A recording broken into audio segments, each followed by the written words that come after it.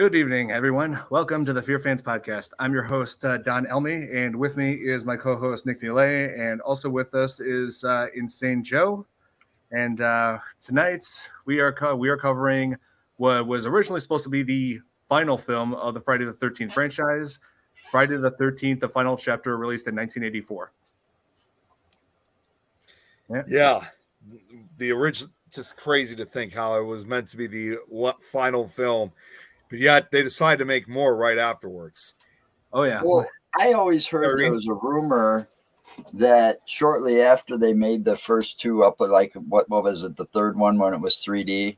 Yeah. That somewhere around that era, they were contracted to make 13 of those movies. Oh yeah, like with the slasher craze, they wanted to take full advantage of it. Yeah, like they wanted to keep putting out as many movies as they could, but I guess they just thought like maybe it would die down at some point, which is why they tried to make Final Chapter. But then Final Chapter ended up becoming a success, so the next year they released the New Beginning. Hey Ray, thank you for tuning. Yeah. So, tonight we're talking about Friday the 13th, the final chapter. Now, this I consider to be one of the best sequels to Friday the 13th because it has plenty of good things going for it. I feel like the story and the cast was way better than the last film, especially it features the fact that it features 12-year-old child star of the 80s, one of the biggest child stars of the 80s, Corey Feldman. Yeah. Yeah, he had a lot of movies in the 80s, didn't he? Jeremy? Oh yes, I mean, let's see. Like growing up, I believe one of his earlier films is when he voiced the younger Copper in the Disney film Fox and the Hound. But then his career picked up right after this movie because the very same year was when they released Gremlins, and then let's see. Oh, what Goonies was in there somewheres. Yeah, I think it was 1988. I think. Yep, the Goonies, Stand by Me, and also License. What's that? And License to Drive, which that one. But I was also going to bring up, and this is that movie I still got to show you, Don. He's also in that movie, The Burbs, with Tom Hanks, which I still need to show you. And I think it's like Dream a Little Dream or something was him and Corey Haim. Yep, Corey Haim. Yep. Those two were, him and the late Corey Haim were real good friends. Right. Yeah, and but I gotta say, like he built quite a career throughout the '80s. I mean, he was first he brings down Jason Voorhees, and then fends off some gremlins. Helps a bunch of kids find pirate treasure underneath the Oregon town. Then clashes with Kiefer Sutherland, and then goes off illegally cruising the streets of LA with Corey Haim. So wow, I forgot about Lost Boys when you said what up, Lost Boys. I forgot about that until you said Kiefer. That's right, me too. I was about to say, what a way to spend your childhood. No shit. And he continued on to it, not only just in the 80s, but also even into the 90s, because I know he also appeared in an episode and also one of the movie specials of Tales from the Crypt. So he continued on with that throughout the early to mid-90s. So it wasn't over even when the 80s was over. Yeah, and also voicing Donatello in Teenage Mutant Ninja Turtles. That's right. Really? I didn't Very quickly, I just want to point out this comment that Irene just put out saying turns out she loves the number 13 because it's not a bad number over in Japan. 444 is apparently. Well, so is 666. That's bad just about everywhere. It is, but in this case, I mean that's pretty much part of. I mean that's the belief, obviously, the bad number in this case in Japan. Yep, and Jason, and also Jason was played in this movie. I wanted to say he was played by Ted White, so they changed the actor again. Yeah. So he's also making music videos. Not that I know of. You mean Corey Feldman? Oh, I thought you were talking about Corey Feldman. Yeah, because Jeremy. I think he did. Yeah, and I think he did during that MTV craze when MTV was all about music. Oh, yeah, that was back when MTV first got started. Right. Yeah, and those were some good days. Oh, and also Nick, Jeremy was mentioned 666. I mentioned to you yesterday that reaction video that I made to that giant shark movie called The Black Demon, which is based on an actual cryptid. That turns out to be my 666 video, coincidentally. I remember you said that. That is insane. Yeah, I looked at the number of videos that I made right after. It shows you the exact number. It's 666. So my 666 video focuses on the Black Demon. On YouTube? Yeah. Oh. I'm just like, when I realized that, I'm just like, oh no. Don, I'm just going to say this. This is the only thing I got to say for you, since this is your 666 video. That was, yeah.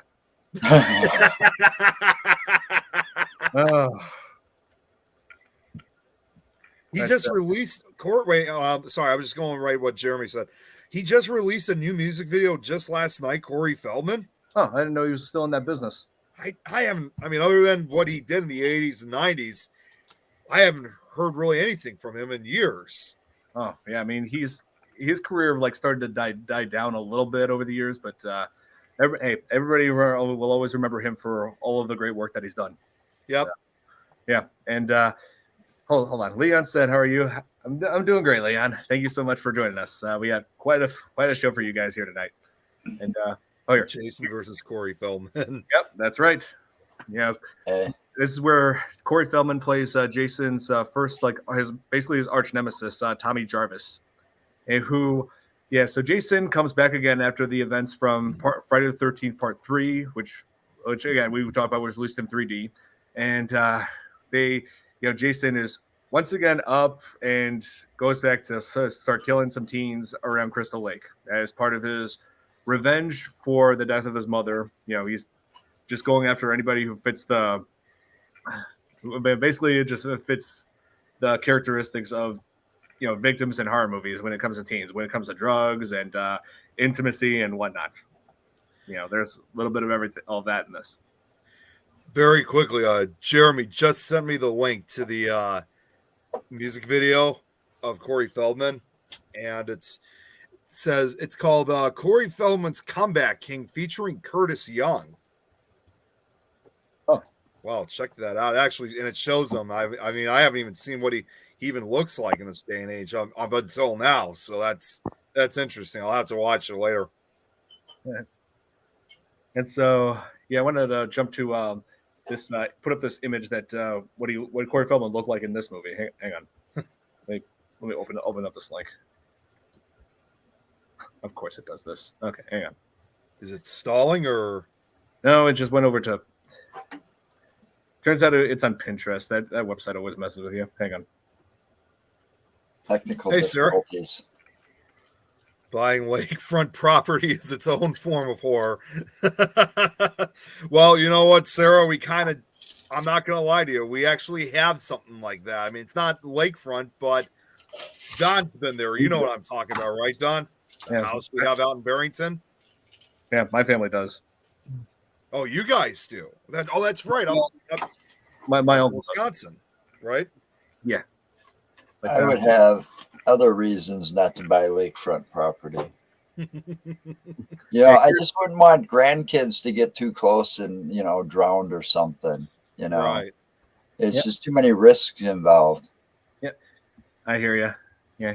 He looks a lot like. I got a feeling Goonies was made right around the same time because he almost looks like the same kid from Goonies. Still, he is. That movie was released the very next year. I thought it was 88 that it came out. I guess I was wrong. Yeah, I don't know. I can't remember. I just remember it came out when I was in the video store business. Yeah, it was 85. Oh yeah, the video store business was really booming back then. I'm not even gonna lie, but back in high school, even though the popularity of video stores were declining, I actually at one point wanted to try to get a job at a video store at that time because this was still partially the early 2000s. So even though they were starting to fall apart and there weren't as many, there were still at least a few, and I was hoping to get a part-time job at it. But unfortunately, by the time I was going to do that, especially for a local video store, that's when they were. I got to tell you, that was the best job I ever had.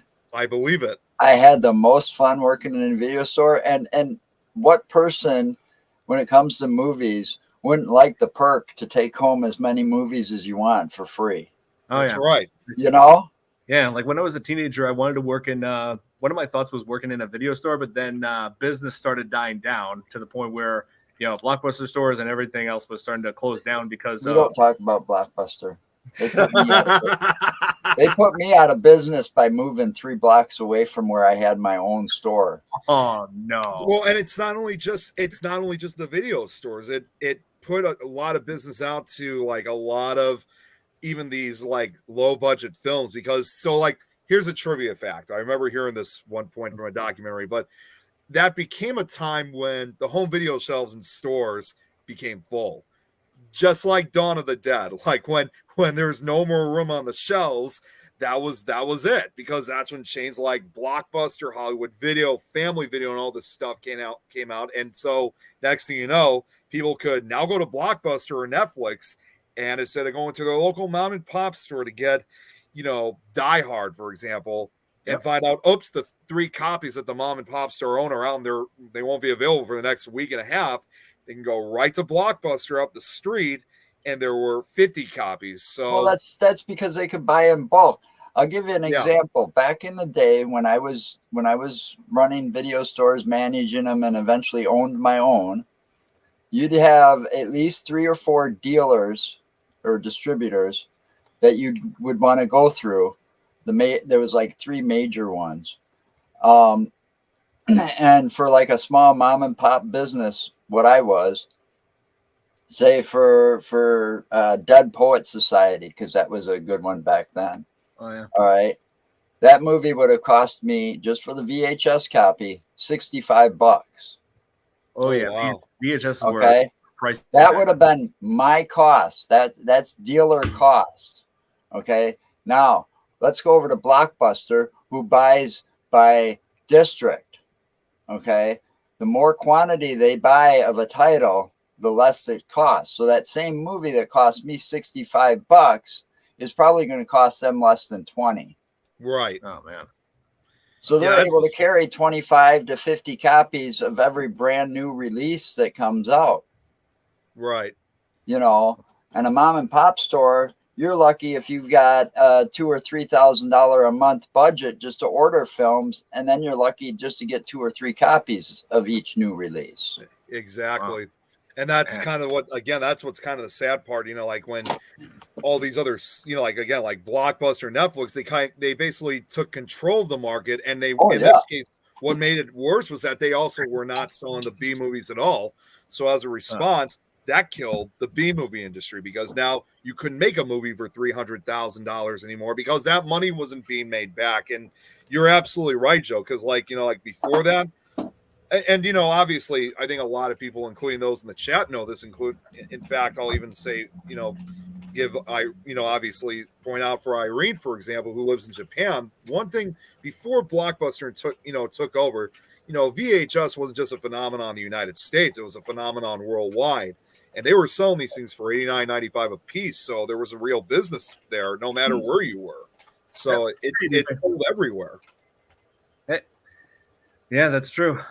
Yeah, so let's jump into this film. So like I said, Ted White plays Jason in this. I believe he was about 56 or 57 years old at the time. He was that old? Yeah. Really? I thought he was in his 30s. Yeah, but from what I've read, he was in his late 50s playing Jason, doing all these stunts. It's crazy. It's probably. Obviously, a lot of these guys are older now, but I'm sure at the time he must have been the oldest actor to play Jason at that time. One of them. And speaking of stunts, this movie also stands out for me because this is one of the. I'll put Blockbuster out of business. Just give me a minute. Jeremy's got you covered. I wish. They are out of business. There's only one in existence that I know of. What's that, like in Alaska, I think? No, it's in the actual original state they started or something. Really? Yeah. And he muted. Oh, go ahead. Continue. Sorry, I got somebody coming over to share something with me, and okay. I didn't know they were coming over, so I got you. I had to say unlock the door to the wife. Job done. You're welcome. Apparently, Jeremy said. Except for Bend, Oregon. That's where it That's where it's at. Okay, so Last one. Oregon. Okay, So- because Yeah, I have there's it a- was Alaska. Netflix has got like a documentary about the last blockbuster. That's true. Really? Yes, Wow. it is. It's a very good. I mean, not that I'm a big fan of Blockbuster for two reasons. One, they put me out of business. Okay, when I was barely 6 months into the video store industry as owning my own store, because I bought out a store that I was managing, and 6 months later, I was just and you don't show a profit until like a year after you open a business. But I was smart.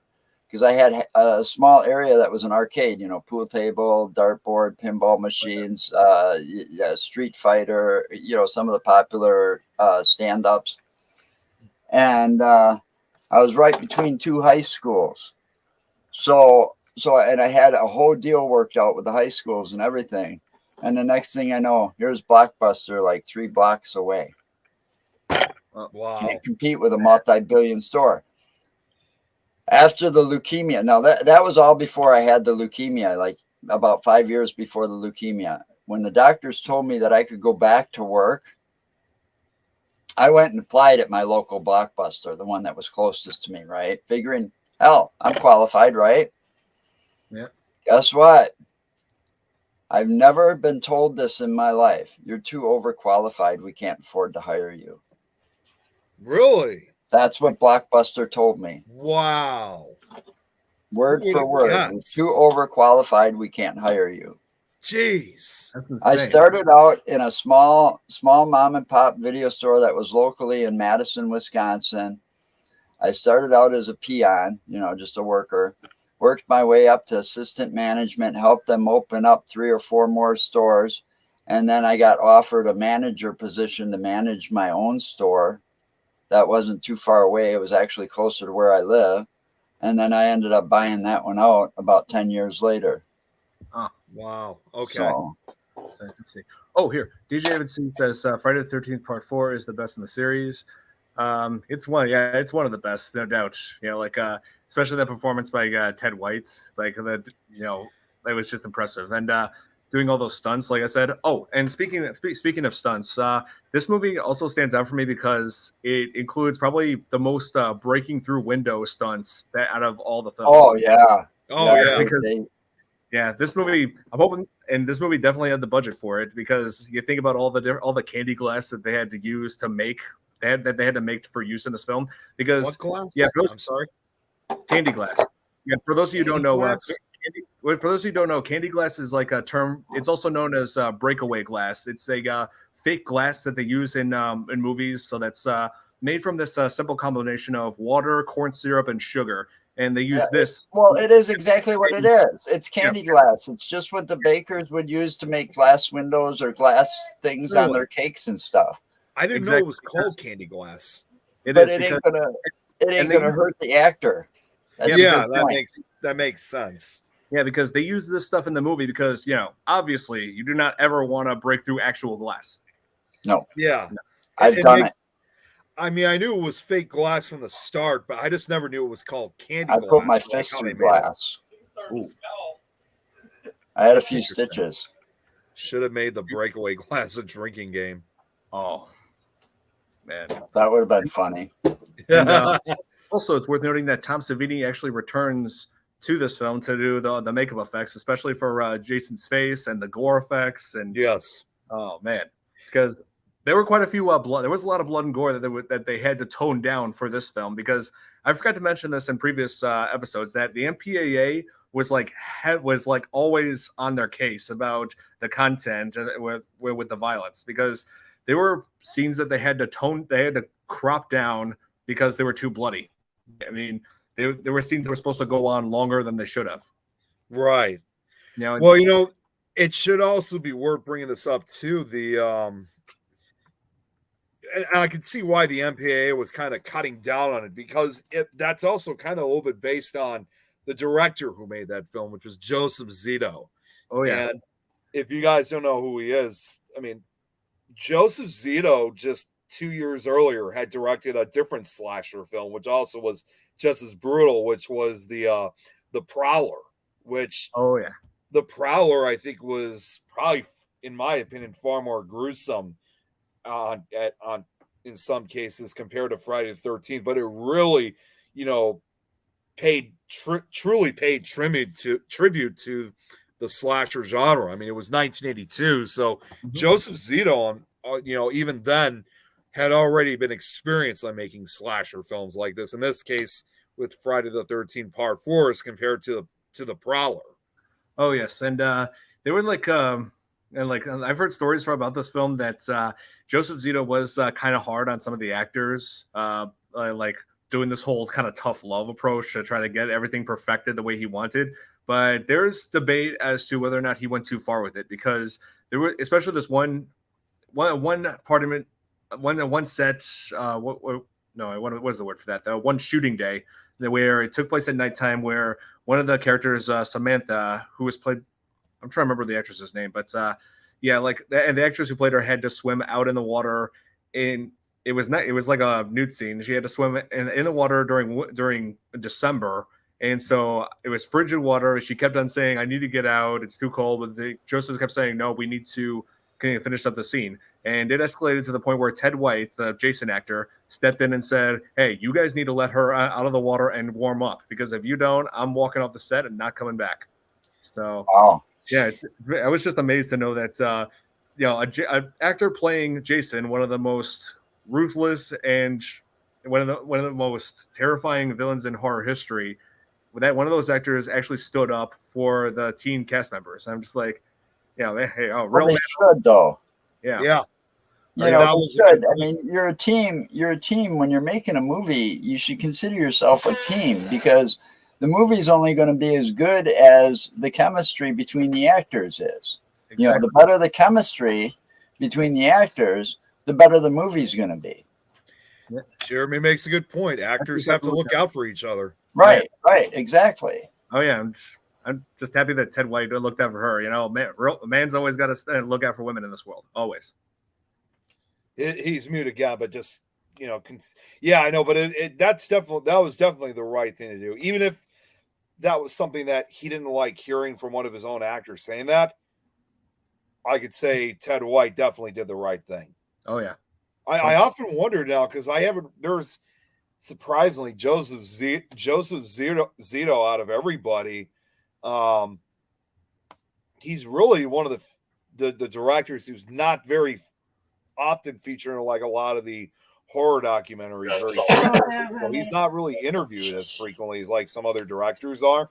Yeah. So it almost kind of makes me wonder, like, now almost 40 years after he made it, like how he feels about it now. Like, does he have any regret for the way he was acting, back then when he was making it? I mean, he's got to have some level of regret, or in some way he's thinking, I don't know what I was thinking back then. I shouldn't have done this. Yeah, he should have some regret. Oh, and Sarah said most horror icons are bad sweeties. Yeah, they are. Especially like Kane Hodder. He's great.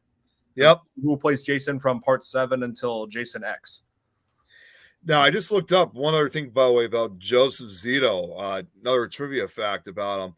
Although this was the only Friday the 13th film that he directed, he was, however, the executive producer, not for Friday the 13th Part 6, but for the music video of Alice Cooper. Oh, he's back, the man behind the mask. He's the executive producer for Alice Cooper's Friday the 13th Part 6 video. I love that music video. Oh, I love that too. Oh yeah, and another big name in this film is Crispin Glover, who plays Jim, one of the teens in this. And like this. Well, he was the one from Back to the Future. Yep, yes, he was. Yes, the very next year he would play George McFly in Back to the Future. George McFly. Yep. And then you had not just him, but you also had Lawrence Monsoon. He was in a cult classic called Last American Virgin. And it's kind of funny. It's kind of funny because the way he was kind of like almost stayed a virgin in that movie, he kind of died a virgin in Friday the 13th, Part 4. He couldn't quite get it. Yeah. He had one of the better deaths. Oh yeah, Yeah. yeah. Like, there was that bit where after he got with the girl, he was like saying he was telling his buddy asking where the corkscrew was so he could open the wine so they could all celebrate. He said, "Hey Ted, where's the corkscrew?" And then Jason kindly hands it to him, and by hands it to him, I mean he puts it through his hand into Boom, right into the countertop or something. Yeah. then takes a cleaver and right into Jim's face. And again, another scene that was heavily cut because of the MPAA. Well, you know what else? I mean, all this talk about the actors in this movie. Lawrence Modison. You know what you guys know what else? So he was in. I mean, he was one of the teens too. But you know what else he was in? He was in another film, another well-known film, the very next year, Mask. Oh yeah, that's right. He plays the best friend of the kid who's got the deformity. So he's in that. Oh, that Mask. Oh, I thought you were. Okay, I was trying to think. Are you talking about that or the Jim Carrey film? Because I don't think. No. I should have said Mask 1985. That was it was What was there? Yeah, it was Based on a true story. Yeah, based on Royal Dennis, who had he had that like I don't remember what it was called. It was like a type Lionitis disease or something because his face was deformed. Crandallophyseal dysplasia. It was similar to, like, for example, like what the Elephant Man had. So yeah, that's there were similarities. Yes. Yeah, I mean, I don't know if it was the same thing, but it was very similar. But they made that into a movie, and Lawrence Modison is in it. He says horsepower. Do you have a TV on, Joe? I don't know. I think it was an echo, but he just muted it, so we're good. But yeah, just wanted to bring that up too. Another movie. Okay.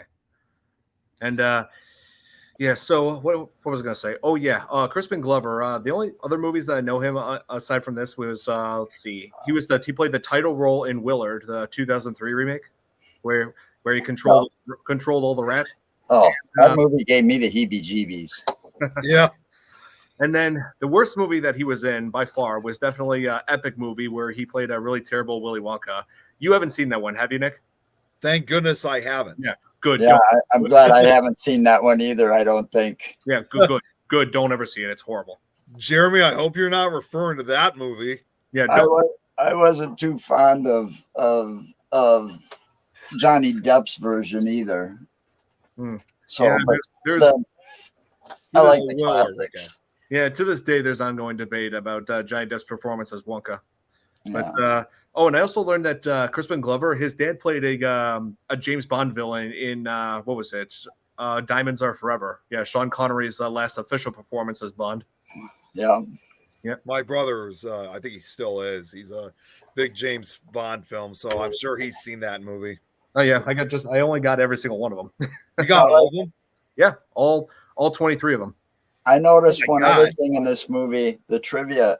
I like reading the trivia. Me too. I watch them on Amazon, and then I go and read the trivia and do the X-ray things, And it says here that the house used for the Jarvis home was later used as the Anderson home in the film Ed Gein. Really? Yeah. Wow. And that's where the serial killer Ed Gein was apprehended. Yeah. And by Nick, by 23, I meant 25.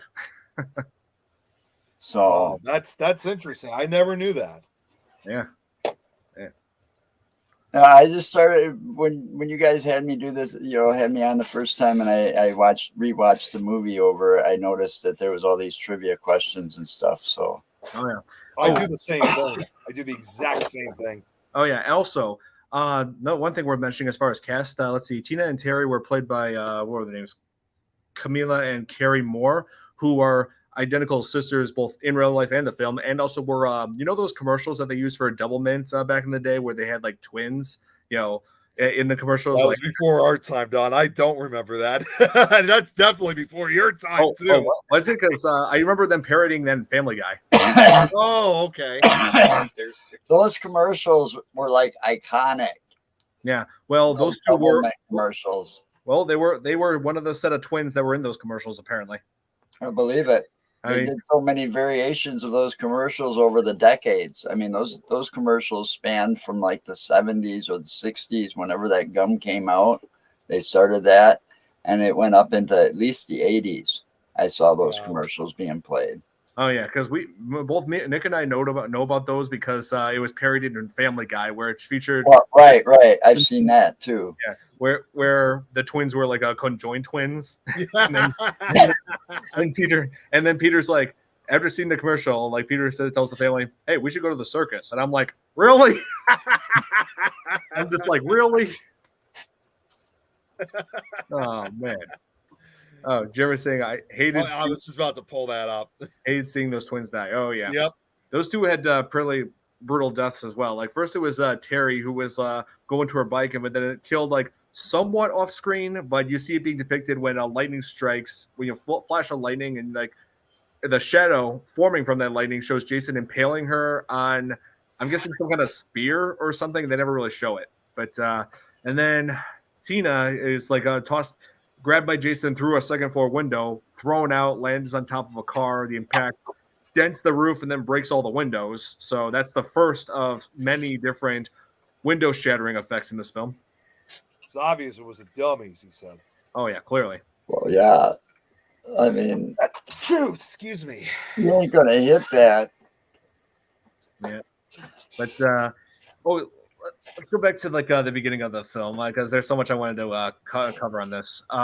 So it takes place right after the events. Excuse me. Takes place right after the events of part 3. Jason's.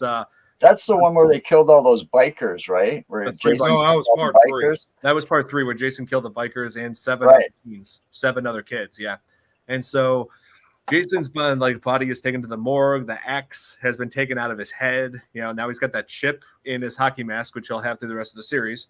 And then he's taken to the morgue, being run by Nick. Sorry, I just gotta blow my nose. I don't want you guys to see or hear it. Okay, all right. We'll wait. No, continue onwards. Don't wait for me. Okay. So Jason is taken to the morgue that's being run by an employee named Axel, and it makes it perfectly obvious from the get-go that Axel is a pervy scumbag because he's like talking about, oh, that dead girl I have, she's still pretty, if you just but then gets interrupted saying nice talk, real nice talk, but clearly referencing necrophilia. Right. And, then he's like, allergies. So it's all good, man. But then it cuts to like shows what he does in his spare time. Like when in the back room, he's like, I got the TV on and he's watching these women. Aerobicize. Yeah, women doing aerobics makes me, and then I see that and I'm just thinking, this guy's like Master Roshi from Dragon Ball. He does the exact same thing. Yeah. Yeah. You got a TV on, Joe? No, that's them talking in the background. Oh. Continue on, Don. Okay. Anyway, I was just wondering. Anyway. Yeah. I said, just continue onwards. You don't always have to wait every single time. Okay. I had a moment. I was just confused. Okay. Anyway, so Axel's death was pretty gruesome as well. Like right at the start, right after he was hitting on a nurse, and then seriously, the more I think about it, I feel like Axel would just be a sexual harassment lawsuit waiting to happen if it was in modern time. But definitely for real. Anyway, so Jason, not dead. It turns out not to be dead after all. Surprise, surprise. Comes up at Axel with a hacksaw, cuts his neck, and then which was again cut down, but by the MPAA. But anyway, then that was still a cool scene with the hacksaw going in the throat. I loved that. That was awesome. Oh yeah, still a great effect, still a great scene. And then after cutting his neck, he twists Axel's head around, and wow, that was insane. Like Tom Savini, he's amazing. He's a master in this. Oh yeah, for sure. And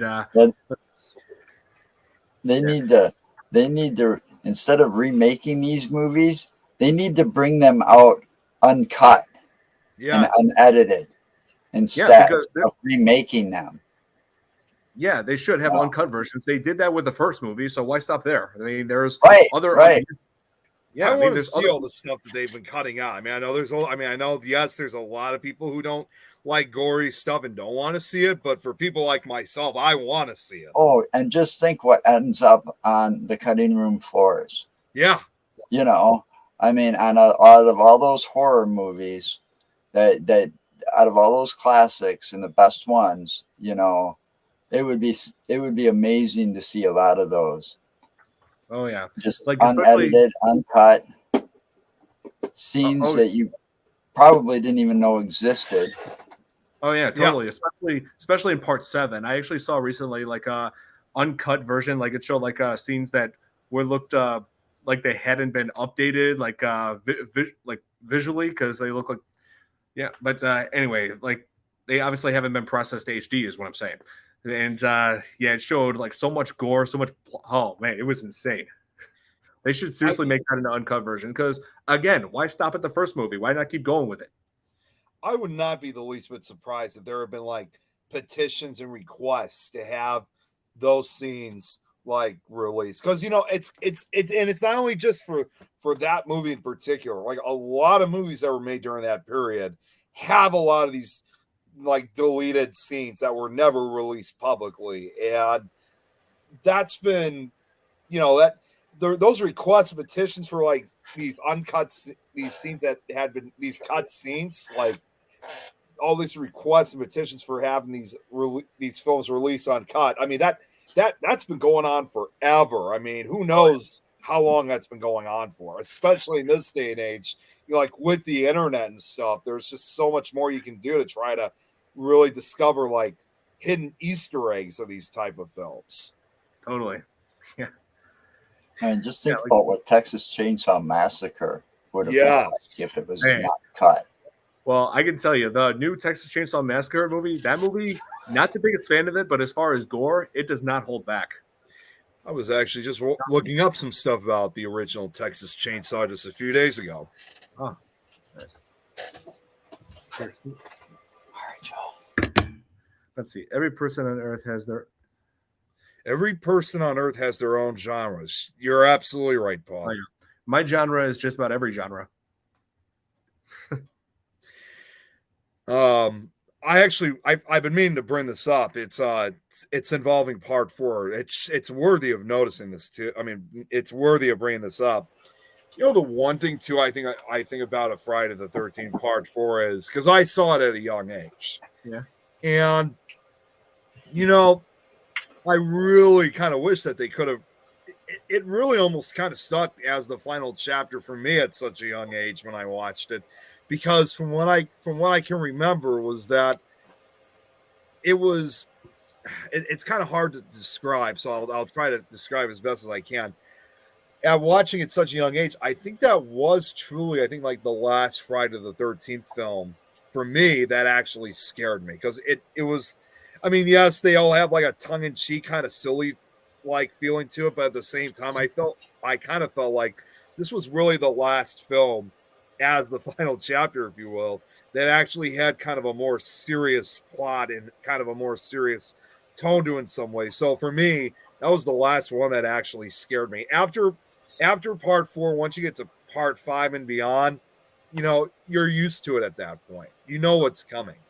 Oh yeah, like I feel like there are certain aspects of it that got played out. Like even one thing that definitely got played out was like the dream sequences, that we've seen in previous installments, that. Oh, it was just a dream. You know, when a scary part happens, like because they were going to do that as a part of an ending that actually got deleted from this movie, where Trish, when everything's done, Jason is down. Trish goes upstairs and finds Mrs. Jarvis, who had been killed off screen earlier, finds her body. But then turns around and sees Jason, still without a mask, still has that cut, like his eyes gone, but comes up behind her, about to kill her. Then she wakes up in the hospital. Yeah. I just got to go over this quickly. Well, one that scares you, hold my beer. And then he said, actually, hold my beer. Beer. Oh, beer. I was thinking, what the hell is that? Now I know what it is. I don't sit there and watch too many sequels too far. Yeah. You know, because after a while, they either get predictable for me, or it's just like they don't match up to the original. Well, that's basically like what I said when I was watching them younger. I mean, the first 4 actually did scare me, but afterwards, it's like I knew what was coming at that point. Oh yeah. And one thing that's also different about this film is that it features some of the most hormonal teenagers of the entire franchise. God. Yeah. Yeah, the nudity in that one, in this I know. one. yeah, Yeah, that's the thing too, is like for You know- people out there, especially slasher fans, if you're a fan of grotesque nudity, then Friday the 13th Part 4 is the one that really fits it all. Yeah. Probably more than the other films do. Yep, such as the skinny dip scene where it turns out that Corey Feldman actually did see that on set. 12 years old. And it's like, I'm just thinking, you allow a 12-year-old to see that? Yeah. Like, I what- mean, I understand if he was like, I ain't saying nothing. yeah. I ain't saying a word. At 12 years old, I ain't saying a word. When I was 12 years old, I'd already done most of it, you know. but seriously, allowing a I 12-year-old started early. allowing a 12-year-old to see that on set, I'm like, what the hell? But I mean, I was that age when I started watching a lot of those films too. Most kids were probably stealing their dad's porno magazines at that age. I don't know. I'm just guessing. I didn't live with my dad back then. Right. You and know. so as far as the hormonal stuff, like there was like this ongoing gag about let's see, Crispin Glover's character Jim and his buddy Ted, like debating about Jim, getting with women and whatnot. And the irony of it is that Ted considers himself a ladies' man, but it turns out to be a ladies' man wannabe. He just like because he never gets with any girls in this film. Right, that's what I said. That was Lawrence Mansoon's character. Oh, that was him. Okay. Yeah, the Yeah. same guy was. That's the guy from Last American Virgin. He ended up dying a virgin in that film, which was kind of funny because he didn't even get anything in Last American Virgin either. Yeah. Except crabs. And I remember too, like when I brought up like so when he was also again in the movie Mask, he was like he wasn't even that type of kid at all. He was like, and and the funny thing was he kept calling his buddy a dead fuck. Yeah. During that whole thing. Kept calling him a dead fuck during that whole film. That whole entire time, yes. And and also Ted would like kept on like a foot. Oh, hey Nikki. Hey Nikki. Hello. Hey, How are glad you? to Hey, glad to have you on. Doing good. Yeah. So we were just talking about Friday the 13th final chapter. We were Jake. Yeah, we could see you, but you are freezing up a little bit. Yeah. No, just Okay. We'll just keep going. take your time. Take your time. No. Oh, yeah. Just It happens. It happens. Just Internet we just is have not issues. always stable everywhere. Oh yeah. But yeah, Nikki, we were just discussing how like the teens have like only one thing in their mind when it comes to this movie, and like there we go. Now we can see you. All right, great, perfect. And so yeah, we were just talking about the character Ted, who was like considered himself a ladies' man, but turns out to be a ladies' man wannabe in Friday the 13th, the final chapter. Like, yeah, like Joe, I was just telling you that he does like Ted does this thing where he has a teddy bear and goes up to like the he goes up to the he goes up to the double mint twins and says, "Hey, you want to give old teddy bear a kiss?" Like, really, who does that? I was just like, where that? I mean, I'd like to know where the writers even got that because I don't think that would even work back in the 70s. It wouldn't work at any time. Yeah. I was gonna say I wouldn't think so either. Well, even though it was like, a lot of that free love around in the 60s and the 70s, I still don't think that line would have worked. No, I don't think so either. It's like flirting with women with using a stuffed animal. Yeah. that was kind of like desperate. That's just It seems kind of desperate. It is. Okay, I gotta just say that. Can you imagine? I'm only saying this because I'm thinking this right now, and some of you guys know this already. Imagine if you said something like that, like asking someone to give this teddy bear. Just imagine if you asked that to someone like Zach Bagans, because he hates dolls and toys and stuff like that, including teddy bears.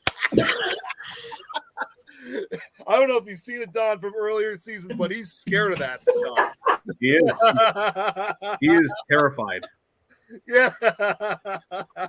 Yeah. I used to watch that show. I know how he is. Yep. Now it sucks, but yeah, that was back in the day when he used to be awesome. Yeah. But let's see. Oh, another thing that this movie points out is when there was a part where all the teens driving towards their lake house, and then right past the cemetery where it features Mrs. Voorhees' grave, and the gravestone is marked Pamela Voorhees. That's how we find out her first name. This is the first time it's Right. ever shown. And the date was different. Yeah, that's It true. said 1930 to 1979. Well, And what was it? That's what it shows her play. And then it shows, but in Friday the 13th, 1980, shows her death taking place on Friday, June 13th, yeah, 1979. I was going to say, I June thought it took 13th, place in 79. 1979 was a Wednesday. yeah, that part is inaccurate because they said that the first film takes place in Friday, June 13th, 1979. Yeah, that day was a Wednesday, so that part And the of year of her death should be 1980. Right. Well, right. that's the thing. The first movie takes place in 1979. Right.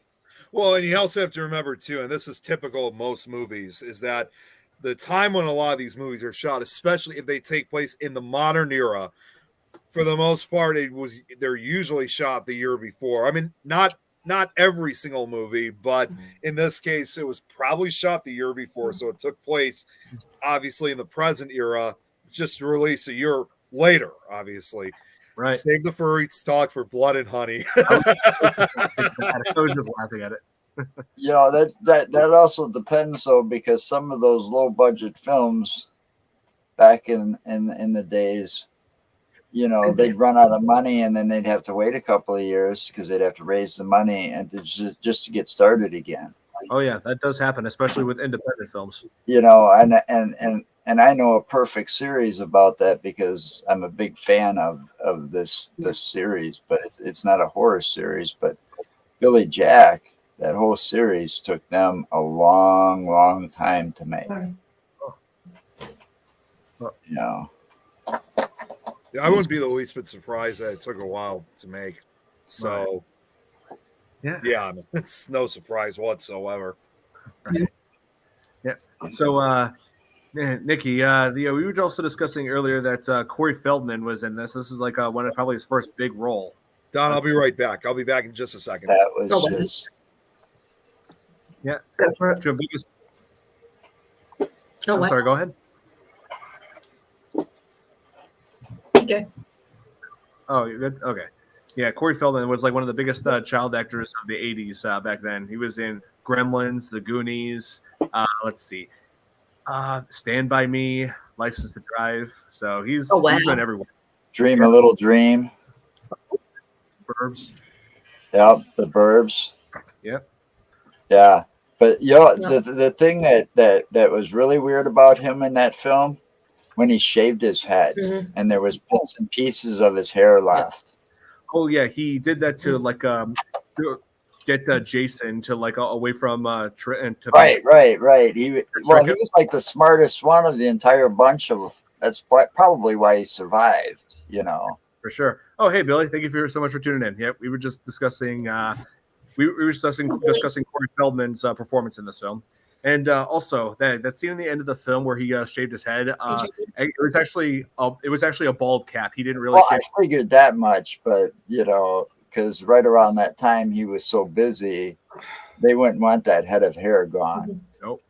You know, I mean, he was a big child star on the cover of all those teen magazines back then. Oh yeah. I mean. Sure. And he was always, what was the other one? Was always, you know, when you mentioned one back then, you always mentioned the other, Corey Haim. Oh, yeah, Corey Haim. He was a big child actor too back then. Let's see. He was in Silver Bullet. He was in Watchers. And then, let's see, License to Drive with Corey Feldman. Yeah. Oh, here. It was supposed to set up Tommy as the new Jason, but they scrapped it. Oh yeah, they did imply that at the end of the film. I thought so. Yeah, that's what I figured too. Yeah, that's what I thought at the end. I'm like, that was, you know, but yeah. Yeah, they decided to make him Jason's arch nemesis instead of the next Jason. Right. Yeah, which I think was a better direction to go to. Well, you would think. Yeah, but there was a copycat killer in the next film. But then they decided, you know what, we got to bring Jason back. Otherwise, the franchise won't be the same. So that's when part 6 came in. company is. So, yeah, Nikki, we were like, there were like several, like, quite a few big names. Catching up to do. I still think they took this franchise too far. I think they took a lot of the franchises too far, but So, that's the thing. They my tried one. personal opinion. Well, and it's no wonder why some people think they should have ended right after the fourth film was made. It should have truly been the final chapter. Right. But, audience ain't going to demand it. They make too Like the much new money. Transformers. Oh, I mean, each one made more than the prior one, one before it, And if they're keeping that going, well, shit, we made more money than the last movie, almost double this time or whatever. Hey, let's try this again. Those guys in Hollywood are greedy, man. Oh yeah, big. Well, that's what they wanted to take advantage of the slasher craze. Right. Well, wouldn't you? I mean, look at all the great movies that came out back then. Yeah. Now they've got no imagination, and a lot of these movies suck or are just bad remakes of the classics. Yeah. You know? Yeah. Oh, Billy's asking Watchers with Robert Redford. He's referring to the Corey Haim film. No, this one, Watchers, I believe, had Michael Ironside in it. It's the movie that focuses on Corey Haim coming across a super intelligent dog that turns out to be an escaped test animal from an experiment, which involves the dog and a horrific genetic mutation that kills anybody who comes in contact with the dog. So, yeah, that's another crazy 80s horror flick.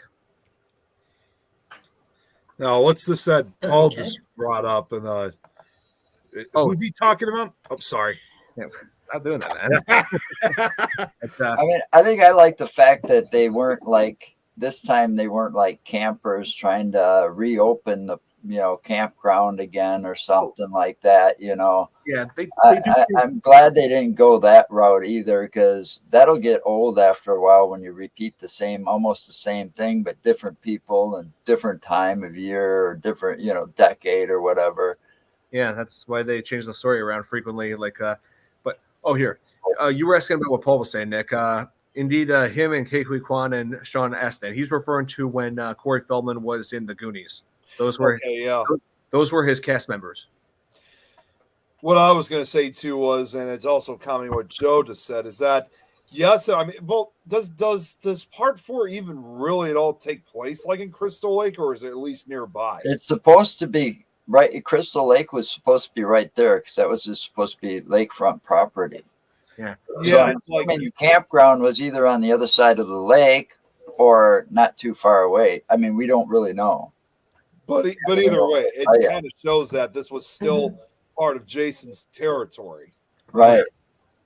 And one kind of unique thing that they do throw into this, as far as Corey Feldman, is like he has this unique talent for creating masks and monster makeup, which the masks. Oh yeah, I thought that was cool as hell. Yes. And the masks in this film were clearly made by Tom Savini, because this is definitely his style.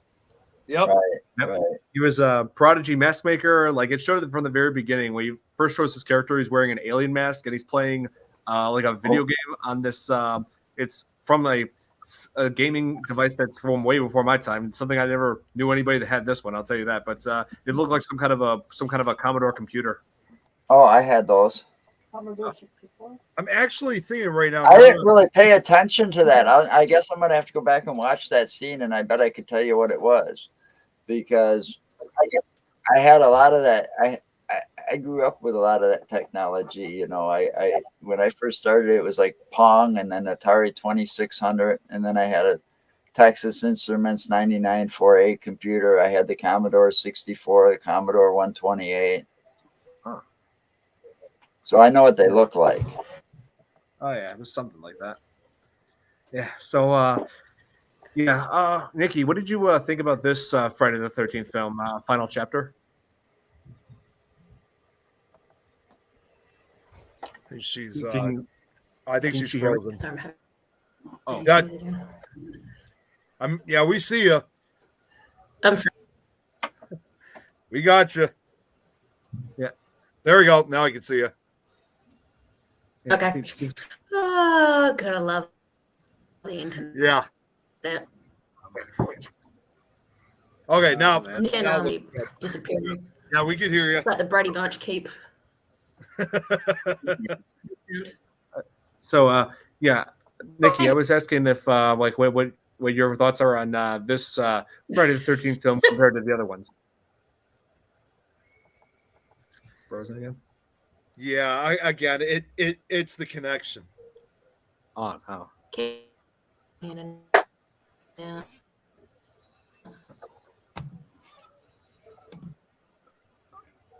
Okay, hopefully that improves soon. Yeah, Yeah, I'm having issues. I can't hear anyone. Oh, really? What? Oh, man. I was gonna say it was about. It I'll looked like it was getting better. I mean, yeah, I mean, we could hear you at times, but We'll go. Yeah, Okay. it keeps cutting out. Oh, I'm sorry, Nikki. Wait. Looks like it's getting better now. It's okay. We're good. Not your fault. All right. We're good. All right. We're good. I think we somewhat got it a little bit there. Okay. Hallelujah. All right. Yeah, it's definitely better. Okay. So, Yeah, Nikki, go on. All right, go on, Dawn. Ask what you were going to ask her. okay, I was about to say, what are you? How do you compare this Friday the 13th final chapter compared to like the other films of the franchise?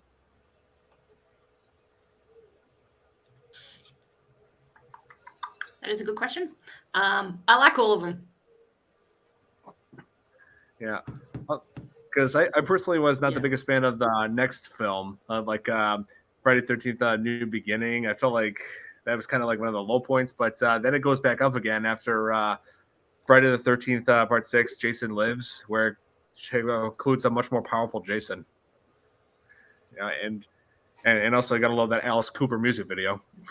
Yeah. You know what I else? think it starts getting corny, you know, after a while because they got Jason versus Freddy. Right? Oh, yeah, Isn't there one like that? Yeah, Jason versus Freddy, Freddy, or was Freddy it versus Jason? Yeah. Or something Freddy along that line? Yeah, because they decided to. That's taken both of those franchises way too far. Right. Yeah, like they could decide that to make a Freddy versus Jason after the final shot in Jason Goes to Hell Final Friday, released in 1993, where Jason's mask is on the ground. Freddy's Freddy and his razor glove come up, grab the mask, drag it back to hell, and ever since then, people are just like, "Where's Jason versus Freddy?" You know, especially after they released Jason Celebrity Death Match. That's where it is. and then You know? yeah, then You don't Jason know what X. that is. It was a claymation thing. No, I know of it. I know of that show. And so in 2001, they released Jason X. Again, people are asking, where's Jason versus Freddy? So 2 years later, they released Freddy versus Jason. See, I stopped watching after this one.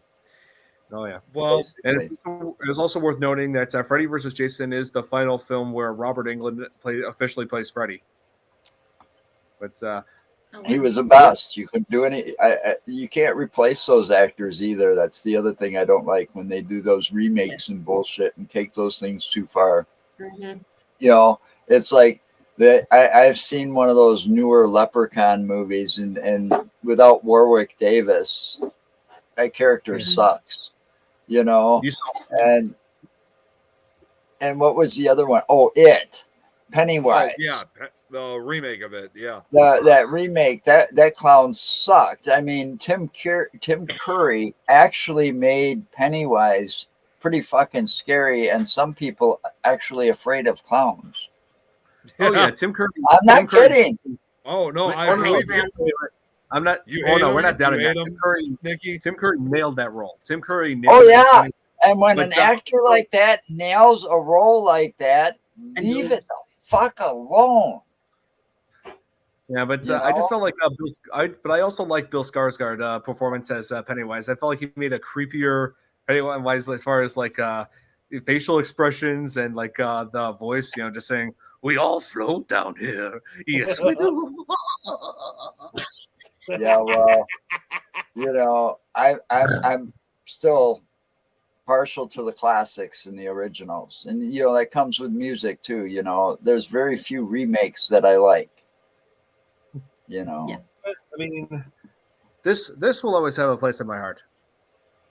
Yeah. You know, Tim Curry nailed that role. That counts. It's gone. oh, yeah, Thank you. I just feel bad that Tim Curry is, health Yeah. is declining. You know, I'm That's sad too about bad because he was a fantastic actor as well. Wasn't I he? mean, Oh. you talk about one hell of a resume. That guy had it. that. Oh yeah, Wasn't he? totally. Rocky Horror Picture Show is a cult classic, and another one that I believe got recently remade that shouldn't have. Oh my Oh, yeah. God. Oh, And then the wonder why or they take these old movies and turn them into TV shows, but they're exclusively on a streaming service, and you're thinking, what the hell are these people thinking? Yeah. They've got no imagination because everybody Nikki, grew up with a cell phone and a computer now that's in Hollywood. yeah. And, Nick, they didn't get kicked outside and say, we don't want to see your ugly face until dinner time. Go play outside. yeah, Nikki, what are you showing us? I have no idea what this is, but it's one of my daughter's toys. It freaks the You put your finger. It almost looks like no, it's not a Furby. I was about to say it kind of looked a little bit like a Furby. Yeah. That's weird with the ears and the eyes that move. Like, Yeah, I just what figured was that out. I was like, what does this do? Oh my God, that freaked me out. I was going to say that thing is nightmare fuel. Yeah. With this thing. Hey. Oh, you know what? Now that was creepy. Yeah, I was gonna say that looks pretty creepy. I think I have a story. I think I have a story like that involved. I'm gonna have to look. One of my recorded stories. I'm gonna have to find that one. Yeah. Oh, I should mention, this film was also an example of how throughout the series they do throw in some characters that don't really add much of anything to the story, but do add to the body count. They're basically just cannon fodder. Because I just thought of this. We were just talking about the teenagers driving down the road. I just remembered there was a hitchhiker there who had a sign that had one side of it said what was it, Canada with love, like she wanted a hitchhiker to Canada, which pretty far drive from and then it said pretty far on the other side. It was. I'm looking that up right now. What exactly did that say? I was about to say, considering that this movie takes place in New Jersey, that's quite a drive to Canada. It's anyway. Yeah, Ted said, "Hey, honey, you got a sister." Then she flips the sign to that other side where it said what you just told us. Yeah, it says Canada and love. That's what it says. Immediately after that, she gets killed by Jason, having that knife stuck through her neck, and that was a pretty bad way to go. But like I said, there are characters like that are basically just cannon fodder, people for Jason to kill. The other thing I like about the Friday the 13th franchise is in every movie, a lot of the kills, there's not a whole lot of similarities in the way they're killed. They're all killed differently. It's not all with like in the Nightmare on Elm Street. There's a lot of ways, and he does it with the things on his hands, but there's a lot of different weapons involved and the different ways that people die in Friday the 13th series. And I think that's what also makes it extremely interesting and addicting to watch. It almost gives that message of just the different methods of killing these kids. It's like saying that message that there's 1,000 ways to die, and only takes one to kill you, of course. Oh yeah, Jason, one of his most iconic kills that Jason makes is in Jason X, where he flash freezes a woman's face with liquid nitrogen. And liquid nitrogen, that stuff is supposed to be negative 300 degrees. That stuff is like dry ice. Think about. Have you ever accidentally sprayed your hand or any part of your skin with one of those air cans? Yes. Used for cleaning. Oh my God! Yes. Man. Think about that. Now think about that about 100 times worse or 1,000 times worse, and that's the effect you. Well, even those hurt like hell. I've had that happen to me in the past. Yes, exactly. Oh, your air dusters. Yeah, I just cleaned my phone now with one of those because I had this. Yeah, I had this problem with my phone where dust builds up in the charger port, So you Yeah. plug it in and it doesn't charge. Yeah, I had to use an air duster on that to get that cleaned out. So I know exactly what you're talking about. Yeah. Since the time that I had that happen to me, every time I use something like that, I always make sure I'm like wearing work gloves for it because I don't trust my bare hands with that anymore. I gotcha. Oh, But there's I mean, one other just character I wanted to mention. There's one other character I wanted to mention in this who builds this connection with the second film. So Trish and Tommy are like driving home, and the car breaks down. That's where they run into a character named Rob, who helps them fix the car and tells them that he's just in the area to hunt for bear. Which yeah, but Tommy he was says, really hunting Jason. "Yep, Yeah. he was really hunting. He was really hunting." Since there were no bears in the area, but turns out he's still hunting something far more dangerous than a bear. Because it turns out, because it turns out that they reveal later on in the film that Rob was there because his younger sister, what was her name? Her younger sister, Sandra, who was one of the victims in Friday the 13th Part 2. Sandra and her boyfriend Jeff were impaled. They were the ones that were impaled by a spear in the bed by Jason. And so Rob is there and trying to avenge his sister. Finds out that Jason is responsible for it. And Basically going on a bounty hunt. Oh yeah. Well, that would make sense, though. I mean, think about it. That would make sense. A guy like that go out and avenge his sister's death, especially when he finds out who the killer is. Especially how their sister died in such a horrific and gruesome way. Well, at least she died with a smile on her face. Oh my God.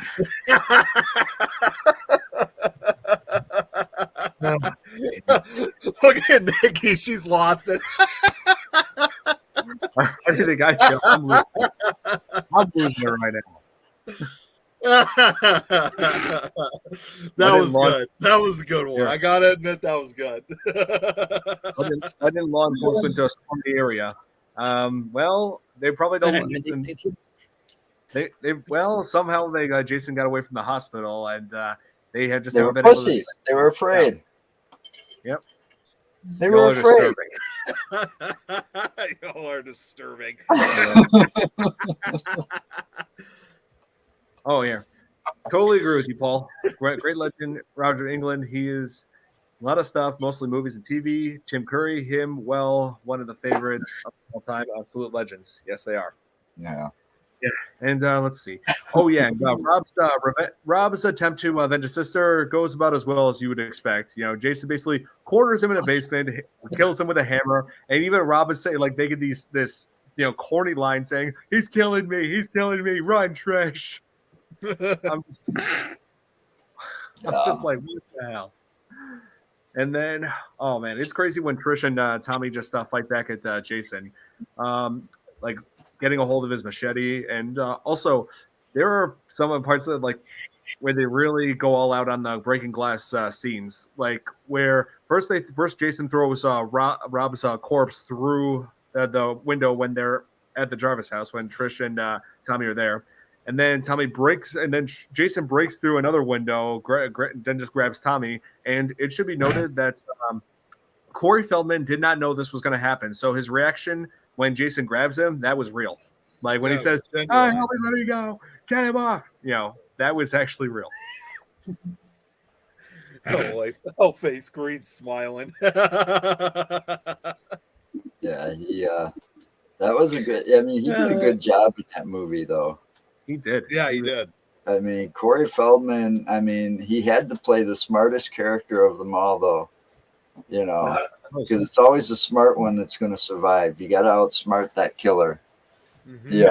And you got to think like 2 steps ahead of him, or. But I found, I kind of found it.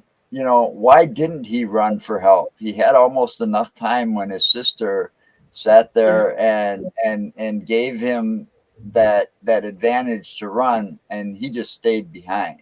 He felt like he should stay and fight, and he found in the newspaper clippings that Rob saw that what Jason looked like. He decided to phase Jason, again, showing how smart his character was. Yeah, by shaving his head, try to make himself look like Jason did as a kid, and say, "Don't you remember me, Jason?" Like pretending to be Jason as a kid. And I forgot to mention about the Rob character. One thing that I felt like did not age well in this film is when they first meet Rob after helps them fix their car. Tommy takes them back to the Jarvis house where Trish and their mom are at. Brings him upstairs to show him the masks. I'm thinking, okay, so an adult male stranger that you just met on the road, and you bring him, and he's allowed to go upstairs with a 12-year-old boy in the bedroom. Right, yeah. Yeah, that just feels Well, weird. at But the very least that he could have done, and hopefully they did in the movie, was they left the door open. I hope so. but in a way, though, how did he get that idea? I mean, that's the second time Jason was tricked. Yeah. Remember earlier, if I'm not mistaken, in one of the earlier movies, one of the women put on his mom's sweater and got him to think that she was his mom. Well, Jason is not too all together upstairs, obviously, anymore. It's heavily implied that Jason is learning impaired. It has like developmental issues because of a condition that he had called hydrocephalus, which I've mentioned. Water in the brain. Right. Yes. It's implied that had an effect on like his way of thinking. It's horrible, but you have to remember too, though. I mean, I can understand that, but I thought hydrocephalus was more of a physical condition than actually like affecting your mental. I don't know. Well, they got to explain it to the critics, that sit there and dissect their movies and say, okay, this doesn't make sense, or how do you explain this, or I mean, look how long that guy's been alive. Yeah, I mean, and I mean, it's incredible. I mean, the guy's outlived most people and gone through almost everything, including being burned. Wasn't he burned in one of those films? He was. Yeah, he was. He was burned in several films. Yeah. See, so how is he still walking and still alive? Well, he became superhuman in part 6, being struck by that lightning. So that's when he started to take a supernatural turn. And also, it did affect, and also to answer your question, Nick, he was affected physically by hydrocephalus because it deformed his face. Hence why he started wearing masks when he was an adult. So because he's ashamed of his appearance, he wants. Well, no. What I was trying to ask was, I totally get that, but I don't know if hydrocephalus itself. I'm not a full expert on it, but I don't know if hydrocephalus itself affects you with that type of mental health of that sort, because that's more of a physical. Well, because again, it's water in the brain. Well, think about. I mean, he's got to be pretty intelligent. I mean, think about it. All right, the woman. All right, she goes and enters the house, and all of a sudden, he finds out he's in there.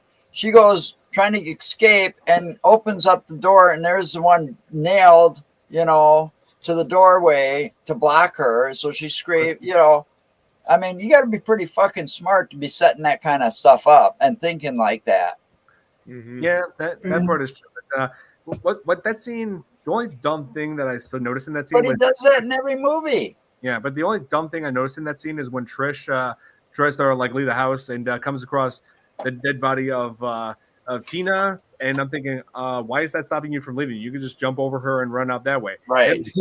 And same thing with Crispin Glover when he was nailed to the door frame. She could have just crawled under him. I mean, there was a gap, or pushed him off like Jason did. Yeah. Except Jason has more advanced strength than other people. Yeah, but, it's the other thing too to bring up too, since you just brought that up. Another thing about this movie is that this is the last movie, by the way, that you see Jason run, because the movies afterwards he just walks. This is the last one where you actually see him running.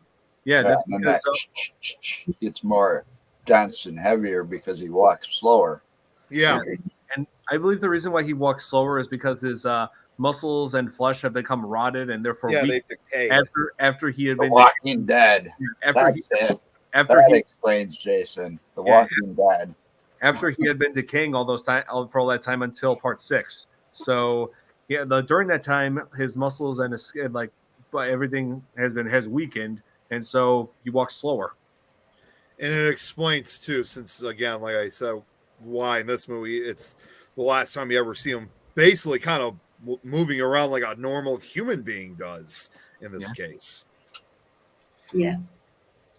Don, by the way, just so you know, I reached out to Jeremy. I don't think Greg is doing a show tonight, so we could probably go a little bit beyond. Is Greg doing okay? He hasn't been on in weeks. I actually spoke with him earlier today because, as you know, Don, but Nikki and Joe, I'm actually heading out to Ohio this weekend for ParasiteCon at the Ohio State Reformatory, and Don Greg was actually at ParasiteCon last year. Oh, so I actually asked him early. So I asked him earlier today, actually earlier this morning. Honestly, I didn't ask him about the show. I asked him if he was going to be back in Ohio again for this weekend, and what. That would be cool. That sounds fun. Yeah, it's a really awesome event. We didn't got anything planned yet this year ourselves. You know. Did you guys say you were going to have another Milwaukee Paracon though, or? Yeah, and I'm waiting to see from the director. I sent him a message. Either way, we're going, but I'm not sure if we're going to be part of it this year. We're hoping to be there too. We ain't even got nothing new since really the Big Beast at Bray Road documentary piece that we put out there. Yeah. So I still need to watch that. We released that the same day that we were part of the Milwaukee Paranormal Conference. Just very quickly, I just looked it up. So to answer your question, Don, what's been going on with Greg lately? Again, I wasn't just only asking him. I mean, this is not only just because he can't go. He's just getting over COVID and pneumonia, so he's not quite healthy right now. So that's a wicked combo. Yeah, COVID and pneumonia. Yeah. Well, hey, my thoughts and prayers go out to him then. In that case. Yeah, Greg, if you're watching or listening, hopefully you get better soon, man. I mean, it's sad that you won't be able to come out to Ohio with us, but as a reminder, there's always other Paracons, and also, even if you really like this one, there's always next year. Well, we're supposed to be part of something called. Well, we'll not be part of it, but we're going to the Meet and Mingle with Chris Kringle. It's like a paranormal thing in Michigan. Oh, really? I didn't hear about that. I know about the Michigan Paracon, but I'd never heard about this. Right. One. This is do you know PPI? I think so. That does sound familiar. Janet Ramsey and crew. Oh, yeah. Yeah.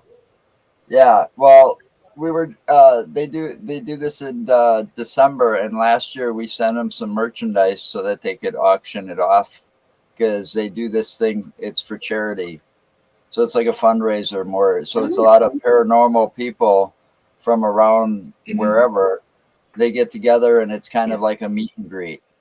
Oh, that's awesome. They have a silent auction for a local charity there. Nice. So, but it's all arranged by PPI. And last year we sent them merch, and this year we're actually going to attend it. That's awesome. That's really awesome. Cool. Send me details if you get any, because that might be something we might. I can't guarantee, but hopefully we could try to make out to. That's like the December 2nd and 3rd, I think it is. Okay. December 2nd. Oh. 2nd. Yeah, the wife said 2nd. She knows the schedule better. She keeps me, on track. Oh, Sarah is asking what is next week's movie. Nick, do you still have that thing next Tuesday? Okay, so I should have mentioned this at the beginning. So I'm not sure if we're I'm not sure if we're going to be able to do a show next week because originally we were not supposed to have a show at all tonight because I was supposed to have my. You know what? Let me just scratch that. We weren't supposed to be doing FearFans for almost 2 weeks because I was originally supposed to have my passages meeting tonight, but that got canceled at the last minute for personal reasons. Not for me, but the person who runs it. And then next week we were supposed to have the dinner. Now I'm not sure if it's just simply pushed back or not. I don't know exactly. I can't say for sure, but there is still a possibility that we may not be able to do a show next week. And if that's the case, obviously I'll let Don know. So Don, I'll have the final answer probably sometime either before or sometime after I come home from Ohio. Okay, sounds good, man. Okay. Oh, because Yeah, as for next week's movie, I want to say maybe Friday the 13th, Part 5, A New Beginning to keep that going. But there are other movies I also want to focus on since it's summertime. Like I had a couple of ideas for that, such as Piranha, the most the most famous, Original?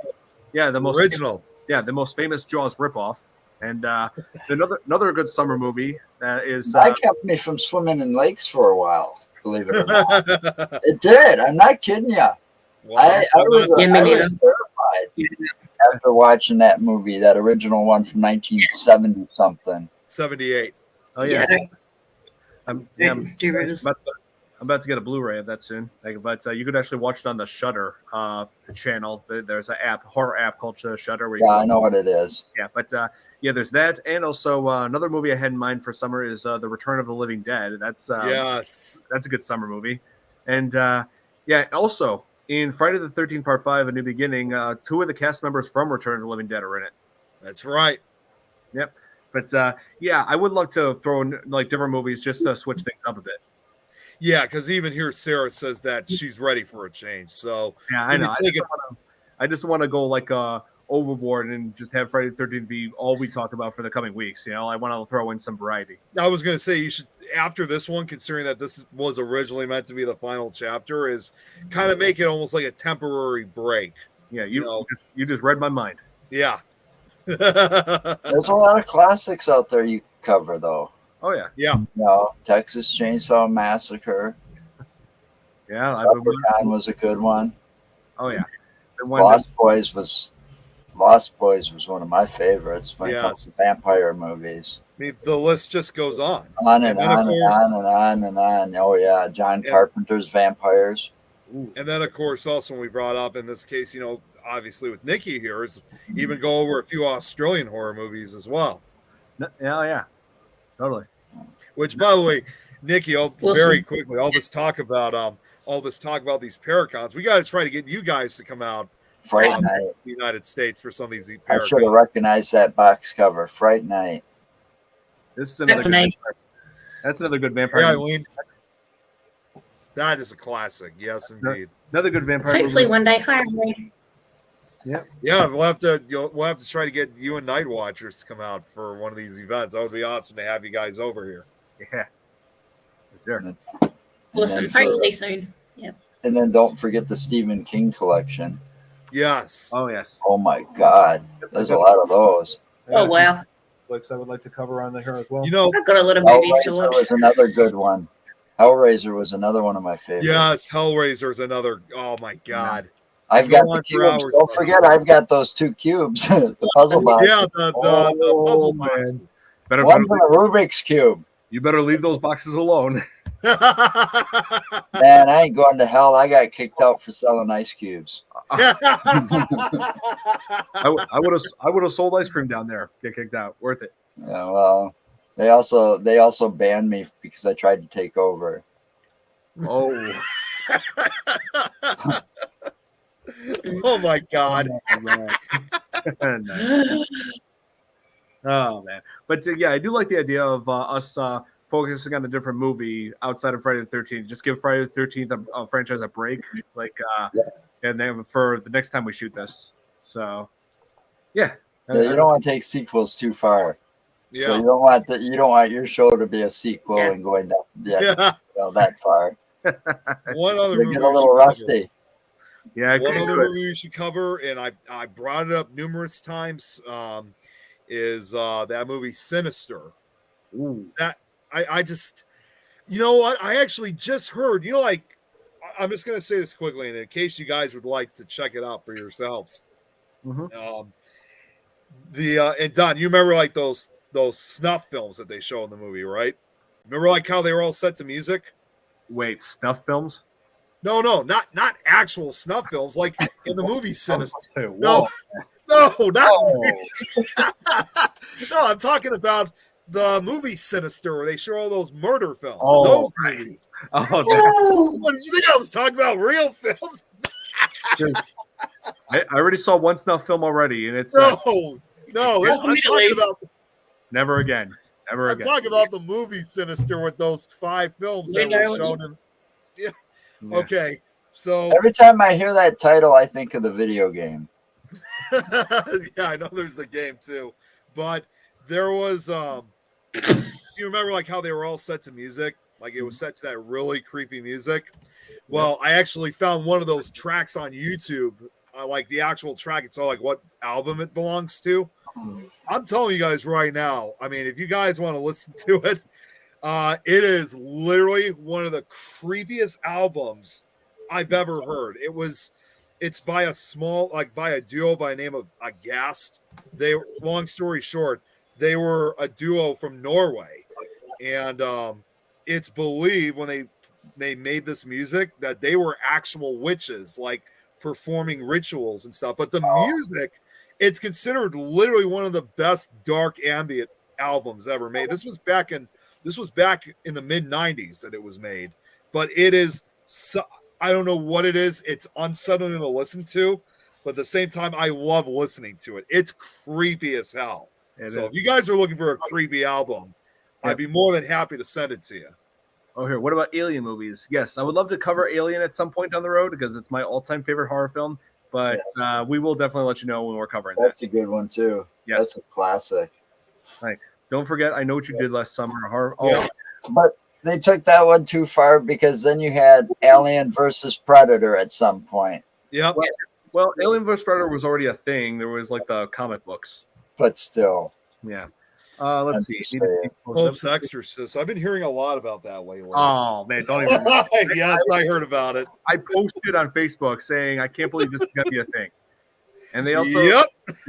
They already made a horror movie versions of, let's see, The Banana Splits, The Grinch. What? Yeah, that pissed me off. That really did. I saw that when they made the horror movie. I saw it. I actually watched it, and it the more I watched it, the more I got pissed. The one about the banana splits. Oh, that I was gonna say, which one are you talking about? Okay, I know. Man, I grew up on Saturday morning cartoons, and they were a big part of it. Oh man, and that also. Let's see, Winnie the Pooh. That's the most recent one. Oh, that's another one. You know, it's like sucks. I hate it when they screw things. You all right there, Nikki? My head just went totally different. Yeah. Don't forget, they screwed up Fantasy Island too. Oh yeah, I saw that in theaters. That was horrible. That one's terrible. And then they also messed up the Grinch. And I'm just like, another cherished childhood treasure that they horrified. Come on. Yeah. They made a horror movie out of a Grinch. Yes. That was a Dr. Seuss classic. And Jim Carrey did an awesome job. Fantasy Island is terrible. Yeah. It is. It's nothing like the TV series that I grew up on. The plane. It's called The Mean One. Yeah, that's what they call it. They don't even call it the Grinch because otherwise Dr. Seuss's widow will sue someone if they do. Well, she should. Yeah. Oh yeah. During the Halloween time, we will tackle Halloween too. You just read my mind, DJ MC. We will when Halloween gets closer, when it gets to October, we will cover that. Those are the classics. Now, see, I've watched a lot of those. I've watched a lot of that series because they've had pretty much Jamie Lee Curtis in a lot of those over the years, and yeah. Also, it is. I forgot one thing. I also found out recently that they plan to make a horror version of Wizard of Oz, and I'm just like, no, don't you dare! Don't you ruin Wizard of Oz! Don't. They're going to do that to everything because they've got no imagination. Hollywood has no imagination anymore, so they can't make anything worth a damn that's new. Well, no. Instead, they just want to forever destroy one of the most cherished movies in history. Well, that TV series, everything. I mean, the next thing you know, they're going to start fucking with H.R. Puffin stuff and Land of the Lost and all those great classics. Oh, wait, we're going to have a horror film, Sound of Music, and the nanny and the son is going to kill everybody. No, don't give them ideas. Joe, don't give them ideas. No, Just be glad that Jeremy's not watching because you know he's going to write saying, Oh, already written this is down. funny. Yeah. No. I want credit if it gets famous, though. I said it first. You heard it here. You know, I'm just going to say this right now. This is why, for example, like, because I don't know if you guys, well, Don, you know all too well, but I don't know if Nikki, Joe, I'm not sure if you guys know this, but I actually make horror audiobook stories. And the way how I do these stories are like really original. So in my case, what the hell? Mary Poppins meets Saw. Are you serious? You gotta be kidding me. Yeah, they're gonna take Popeye and turn Popeye when he eats his spinach. They're gonna turn Popeye into a serial killer when he eats his spinach. Oh my god! Turn him into like some kind of werewolf or some sort. Eats the spinach. No, Joe, do not give them ideas. They could be watching.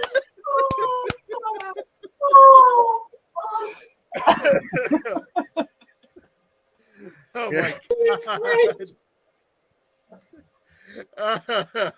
The writers are on strike. I guess we're lucky the writers are on strike right now. I don't think they're on the picket lines.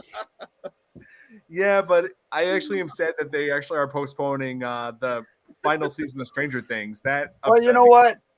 Why are they on strike in the first place? All they keep writing is crap. I mean, if they were better writers, maybe they would deserve better benefits. But they ain't got no imagination to be better. What exactly are they on strike for? Because I've never really got. I don't get that. It's probably money and benefits. Yeah, that's just like every strike is. Yeah, that's the usual reason. Yep. Right. And thing is, think about it. A lot of the stuff they put out there is crap, and then some of the good stuff it gets taken off and canceled. Right. Yeah. You know, or somebody buys it and then you never see it again because they're just doing it to get rid of the competition. There was a great TV series on a long time ago.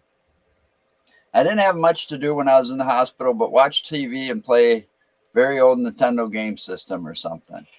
All right. Oh, yeah. Whatever was available in 95. Oh God. Oh no. Nikki. Yeah. There was games out after, when the computers came out, there was games called Kill Barney. And you could kill that dinosaur. But there was a show called Kindred, a TV series called Kindred.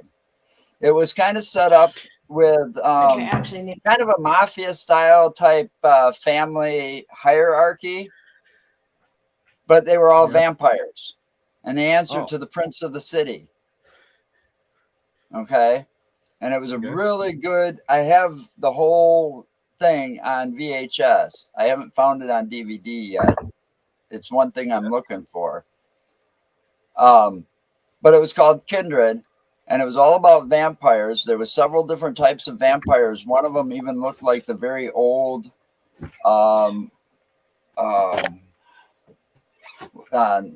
Nasta. Anyway, it had a weird name, and they were kind of bald and real ugly looking. Nosferatu? That's it, yeah. So you had that. That was like a clan of vampires. Then there was another clan of vampires and another, But because the main actor, the guy that played the Prince of the City, died in real life, they discontinued it. Really? Oh, wow. And the thing is, he was pretty much a nobody as far as I know, and they could have easily replaced him. Sci-Fi bought it out and said that they were going to, remake it, bring it out, but that never happened. Right. And it kind of sucks. And it had a very well-known actor from a movie called Outsiders in it, playing a cop. I'm trying to think which one it was. I can't even think of his name now, but he was in Outsiders. Disney and the horror genre do not mix, and that's a fact. Yeah, that's true. Well, right. But anyway, it is true. But you know what? It was a very good vampire series, and it got very addicting. Oh yeah. Just And I've very quickly, never just seen on a anything fact- like it since. Just very quickly, yes, it's true. They don't mix, but don't forget though, Disney did make one so far, just one horror film, and that was that movie, The Watcher in the Woods from 1980. Yep. And also The Nightmare only Before horror Christmas. film they ever made. Nightmare Before Christmas. That Yeah, was- but I'm talking about Nightmare like, Before Christmas was Tim Burton. yeah, Yep. but also too, don't forget He wrote it. that wasn't originally a Disney film to begin with. I'm talking Right. about like in this movie, The Watcher in the Woods. That is their only film where it was made by Disney, and it was straight on horror. Didn't have really any other, like it didn't have the silliness or like whatever like you'd see in other Disney films or even Nightmare Before Christmas. This was like their only serious horror film that they ever made to date. Yeah, well, I'm just shocked at some of the actors they've hired over the Yeah, years Betty Davis was in it. Oh yeah. compared to what their strict code was back in the 70s and so on and so forth of who they would hire and who they wouldn't hire. Right. Man. Oh, wanted to get back to the last. I wanted to discuss also the last few kills. There were like a few kills that we missed in this film that we didn't cover yet. One of them was like Ted, the pervy guy who was the ladies' man wannabe. He like died after finished watching those old Stag movies that he found like on a projector. And like he goes up to the screen, makes this dumb joke saying, "Want to give old teddy bear a kiss?" Still, it's just like, oh, it didn't have any effect on the women here. Let's see if it has an effect on women on a movie. Like he's really good. Like they're really going to hear him, you know. Yeah, really. So the film reel finally runs out. He thinks it's Jim, but then his head is facing the back of the head is facing the screen, and so Jason's right behind that screen, stabs him in the head right through the screen. He as he goes down, that cuts through the screen, and the blood runs down that trail. And I thought that was actually a pretty good effect. What is that, Nick? What do you got now, Nikki? What It's is Barney and Frank killer style. Oh my Oh my god. She's the most weird voice. Oh, man. That's Yeah, great. it's These things are amazing getting out that there. when they get killed in some of these things, you would think, you're sitting there thinking, man, I wouldn't do that. I wouldn't be caught standing there knowing there's a killer on the prowl or something, Right. And I mean, that guy had to have been beyond baked. Yeah. I mean, he was sitting there, before that, he was sitting there smoking a joint. he was. Right. You noticed.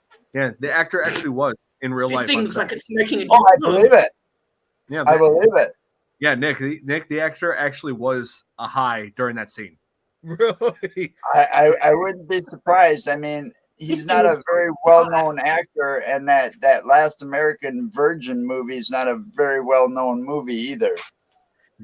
Tell her Hey, not to after midnight. Nikki, Sarah's letting me tell you not to feed it after midnight.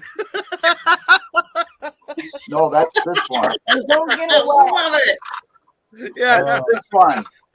Oh my god, you got it. Oh, nice. Nice. That's this one. You don't feed them after midnight, and you don't get them wet. This is Gizmo. There you go. This is an actual Furby Gizmo. There you go. Oh, here. That's amazing. I didn't even think they actually And made- it's actually the first production of these. really. And I wish I would have kept him in the packaging Yeah. because he's kind of dirty. Yeah. But for me, I wouldn't give it away anyways or sell it. It's not one of those things I would do. And I've got Yoda up there too. He's also a Furby. Oh, nice. Oh, here. No DJ idea Evan what C says. Oh yeah. DJ Evan C says we should do a Deep Blue Sea from 1999 on this podcast. Yeah, I remember when this came out. I was 7 years old. You should do it like around Shark wasn't even- Week. We should Shark Week where we could do this and also Piranha. I looked up Meg's a good movie too. Meg, I looked up Meg. maybe. actually That's looked that up, one that they've got about the Megalodon. yeah. And a sequel's coming out. They released the trailer. I did a reaction. I did a video on it. Did you? What I was gonna say was I did a search on. That's the only reason you never catch me on the ocean. Yeah, but anyways, I'm not kidding. I did a search on when Shark Week was going to be this year, and I think it was going to be. I know it was sometime in June this year. It was going to be Sunday, June 11th. So about 4 weeks from now. Okay. Why don't we make June our Shark Month, where we cover shark movies? You know, Like the one on the Brought up poster behind Meg. you, huh? The Meg, Deep Blue Sea, definitely. Just no Sharknado, please. Oh, If you mean yes, if you mean by yes because it's such a bad movie, then surely we will. oh my God. And you know, and also Holy considering, sharks. you know, well, considering that there's been so many shark movies made, well, of course, Nikki, you know what? Come to think of it now, as far as Australian horror films go, I know, of course, there's also a few those horror films that involve gray white sharks, obviously, in Australia. Oh yeah. There's this one called The Reef that I like. Yeah. The Yeah. Reef. I haven't That was a seen that good one. movie. It's pretty good. I like it.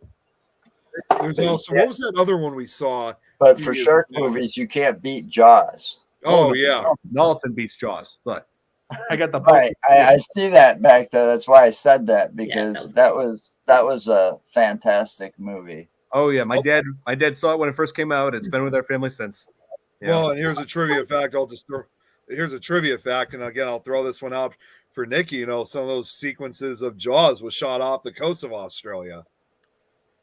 Oh yeah. Like the real shark, like the shark sequences, like the real shark stuff that was shot off the I don't know exactly where, but it was somewhere off the coast of Australia though. Mm-hmm. Wow. Oh yeah. I think it was Queensland. Yeah.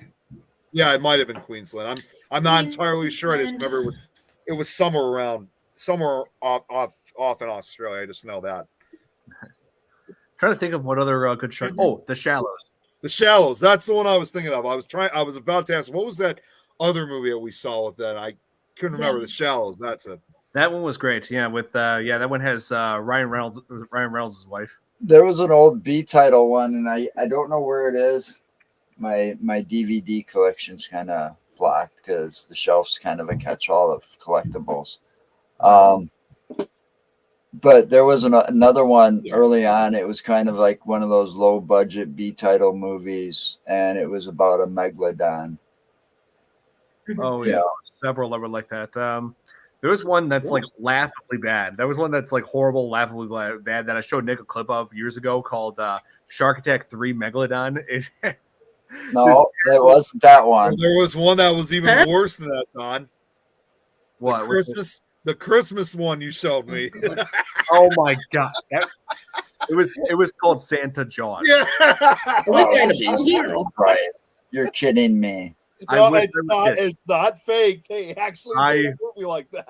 I wish I was joking. I wish the same, and it's something that to this day, I wish I could unsee that because I just felt like I just wanted to rip my eyes out after seeing it. I didn't show you the movie. I just showed you the clip of it. I would never. I never seen the whole thing, and I do not plan to. No, don't. I've watched all kinds of movies in my life, and I've seen some stupid shit, but like I feel like if I watch the Santa Jaws, yeah, I mean, come on. I feel like if I watch, yeah, I feel like if I watch the rest of Santa Jaws, I will lose the rest of my brain. They even made, and this is another really bad one. They even made because like for example, I know it sounds unrelated for a film, but like like when they made like for example the original Amityville Horror, and they made like a whole franchise that followed. Well, they also right after the official season like was supposed to like be over, they started making like all these low budget ripoffs that had little to nothing to do with Amityville, and among one of those they're absolutely terrible. I have no connection to those movies whatsoever. And among one of those movies, and they're still making them to this day, which you could tell that they don't know they don't know shit when they make these movies. One of those movies they made was a movie called Amityville Shark. Oh my God. I'm not joking. They actually made something like that. And that whole story pisses me off in the first. That's another one that in the paranormal world, the Amityville stories, that kind of ticks me off because people take those two. Who were they? The married couple that bought the house after the murder. The Lutzes? Yeah, the Lutzes. You know, I mean, they were in it for the money. You know, if you look deep enough into that, and look deep enough into them stories about the Lutz, George and Kathy Lutz, you know, a lot of their stories are bullshit. Yeah. You know, and embellished. All right. But if you look at the real story of what actually happened at that house and that DeFeo family, where Ronnie DeFeo murdered, you know, in cold blood while his siblings and his parents, while they were all sleeping in their beds. That's even scarier than the house being possessed. It is right there. Well, Joe, in case I mean, at some point, actually, it should be worth bringing up with my show that I do, Nick Files. I actually did a whole 3-part episode on Amityville. I mean, I knew this was not just going to be one episode. And what I did for that show was I went right from start to finish. Like I told, for example, first off, like even a little bit of the history of the house, even before DeFeos and Lutzes moved in. Like I talked about the history of the house. Right. I talked about the DeFeos, their lives. How far were you able to dig back?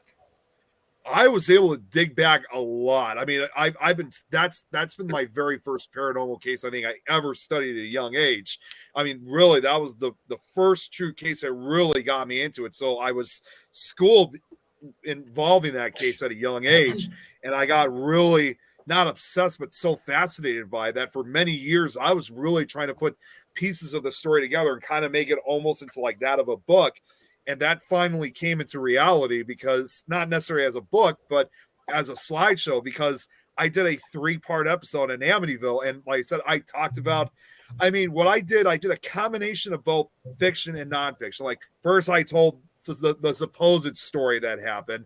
Then we got down to the real facts of what actually happened. I mean, if you watch those episodes of Nick Files, I truly did my homework on this. And everybody will tell you that those episodes of Nick Files so far are probably the best episodes I've done so far. I still consider that my best record for writing up a presentation like this.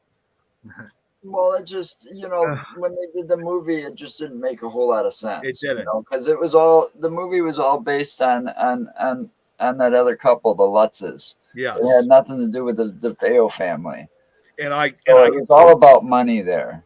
And I continued on with those who moved on, who moved in afterwards. I didn't just end it on the Lutzes and said what they said. I showed clips. I showed photographs. I mean, I was telling the story the way it should be told and putting both the facts and fiction stuff out. So it's incredible what I've done. So I agree with that statement too. Yeah. Did you ever see Jaws the Revenge? They intended that to be the last Jaws film because they decided, we made enough money with Jaws 3. We have enough to make one more. But they should have just realized from the beginning that, just because you can make one more doesn't mean you should. Doesn't mean you should. No. And I wish a lot of those people would have thought that back then. I mean, they took a lot of them way too far. Don, I'm just going to say this right now. Just be glad Brad's not watching right now, because you know what he would be saying right now, right? Don't even say his name. You could be selling. Jaws was a great franchise, and they should have stopped at the 3D, at the third one. That's where they should have stopped. They should have stopped with a lot of them, at 3 or 4, and they should have never went on a lot of those films. Nope. And it's just because, we made a lot of money and we can keep going and make more money. I heard they were making a second one of that. They or remaking it or something. They are. They're like, how the hell are you going to do that without Michael Keaton? No. Michael Keaton is coming back. He's reprising his role. Is he? Yep. That's a must-see then. Anything with Keaton in it is a must-see. Oh, yeah. And on top of that, they're also having actors, let's see, Willem Dafoe is going to be in it, and Jenna Ortega. Yep. Oh, This I love it ought to be funny. I love Jenna Ortega in Wednesday and also in the new Scream movies. She is absolutely amazing. Which we still Yeah, need to see. But you know, that's one of those roles that got so iconic because of Keaton. So you couldn't make Beetlejuice without having Michael Keaton in it. Yeah, I'm just hoping Tim Burton's directing because Yes, because he directed the first one. and have Danny Elfman do the music again. Oh yeah, that would be cool. It would not be the same without him. Yeah, you gotta. That's the other thing. They gotta do that, and when they don't do that, that's when some of those things suck because it's all about that chemistry that was there to begin with. Yes. You know, I mean, that's like Michael Keaton. He worked so well with Tim Burton, and that's why he made such an awesome Batman. And people will tell you a lot of it's a big argument, but my personal favorite Batman was Michael Keaton's Batman. He was great. Batman, that 1989 Batman is my third favorite Batman film. You know, Christian Bale was good. You know, and what was the other one? Yeah, George Clooney sucked. Yeah, George Clooney really sucked. Val Kilmer was no better.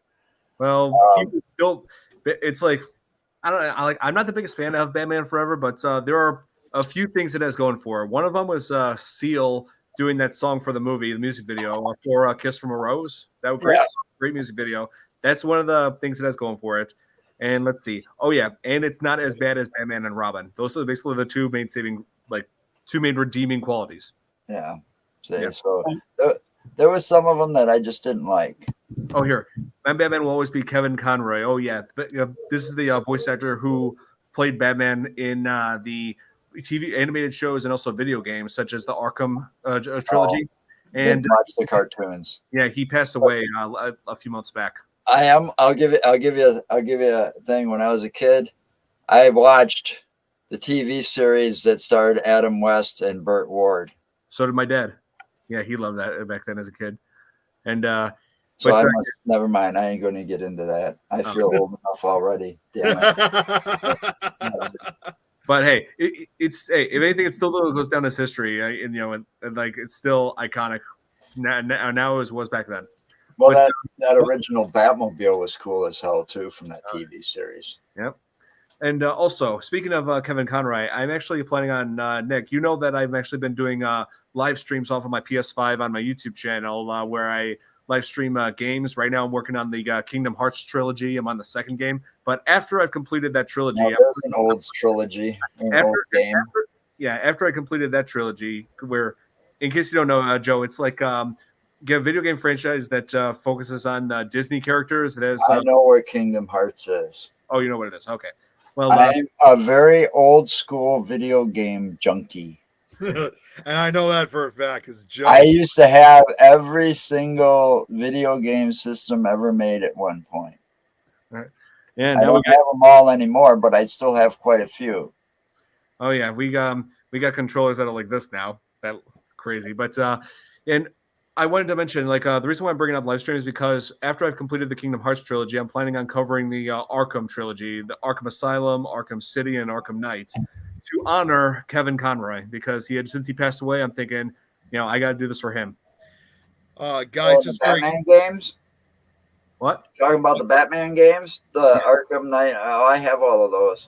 Oh, yeah. Well, guys, just very, very quickly, because I just got Nikki just sent a message in the chat. Unfortunately, she has to get going because she's got to pick up her daughter. So, but Nikki, it's always awesome having you on the show. So yes, thank you and, for joining us. I'm actually going to be making a phone call to her. Thank you so much, Mr. Enjoy. Yeah, so I'll call you after the show. Oh yeah, for sure. And take care. Take care, Nikki. Great night. No, you too. Take care. Yes, take care, Nikki. So you're gonna be playing these Batman games on your PS5. Is that what you said? Yeah, I'm gonna be live streaming it, playing them live on my YouTube channel. And I've been a lot of people seem to really like what I do on there. So as far as the live stream, so I want to keep that going. And I figured I should also do this to honor Kevin Conroy, man who's gone too soon. Man who's part of my childhood. I never tried to live stream gameplay. It's actually, See, I've done it myself a couple of times. It's not that I haven't had interest. Again, I've just been so busy with so much going on my schedule. I've done it myself. Of course, Don has done it, and it's once you get to know exactly how to like use the controls and whatnot, it's relatively easy to do. It's not as difficult as it looks. Now, for me, the way how I do it is, like there's some of those live gaming, like those live streaming videos. Well, I was able to do it on, but I think it was something that was in the game or something. Maybe, I don't know. Correct me if I'm wrong. But I was playing Call of Duty Black Ops once. Oh, I love that. I've got a personal YouTube channel somewhere that's full of Call of Duty Black Ops stuff that I did, or that me and my buddy did, and then when my daughter came in and started killing me and my buddy, and yeah, she was a real pain in the ass. But well, like I said, I mean, I'm an old man. I can't move like I used to, and my eyes aren't quite the same. I've got 100 million gamer excuses.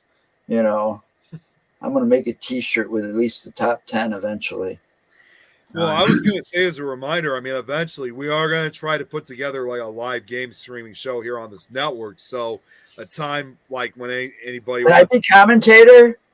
Yeah, I don't want to play, but I want to comment. I want to be commentator on it. Yeah, we could probably get you on. I'll add a little flavor to the channel. As far as right now, we haven't set up anything yet, because it's not only just me and Don who are interested. Like I probably said before, Jeremy's interested, Donald, Clarissa. It's still under development, so we don't know exactly when we'll eventually, have such a show like that, but hopefully real soon, because again, it's under development. But I'll tell you this, because I've told Don this.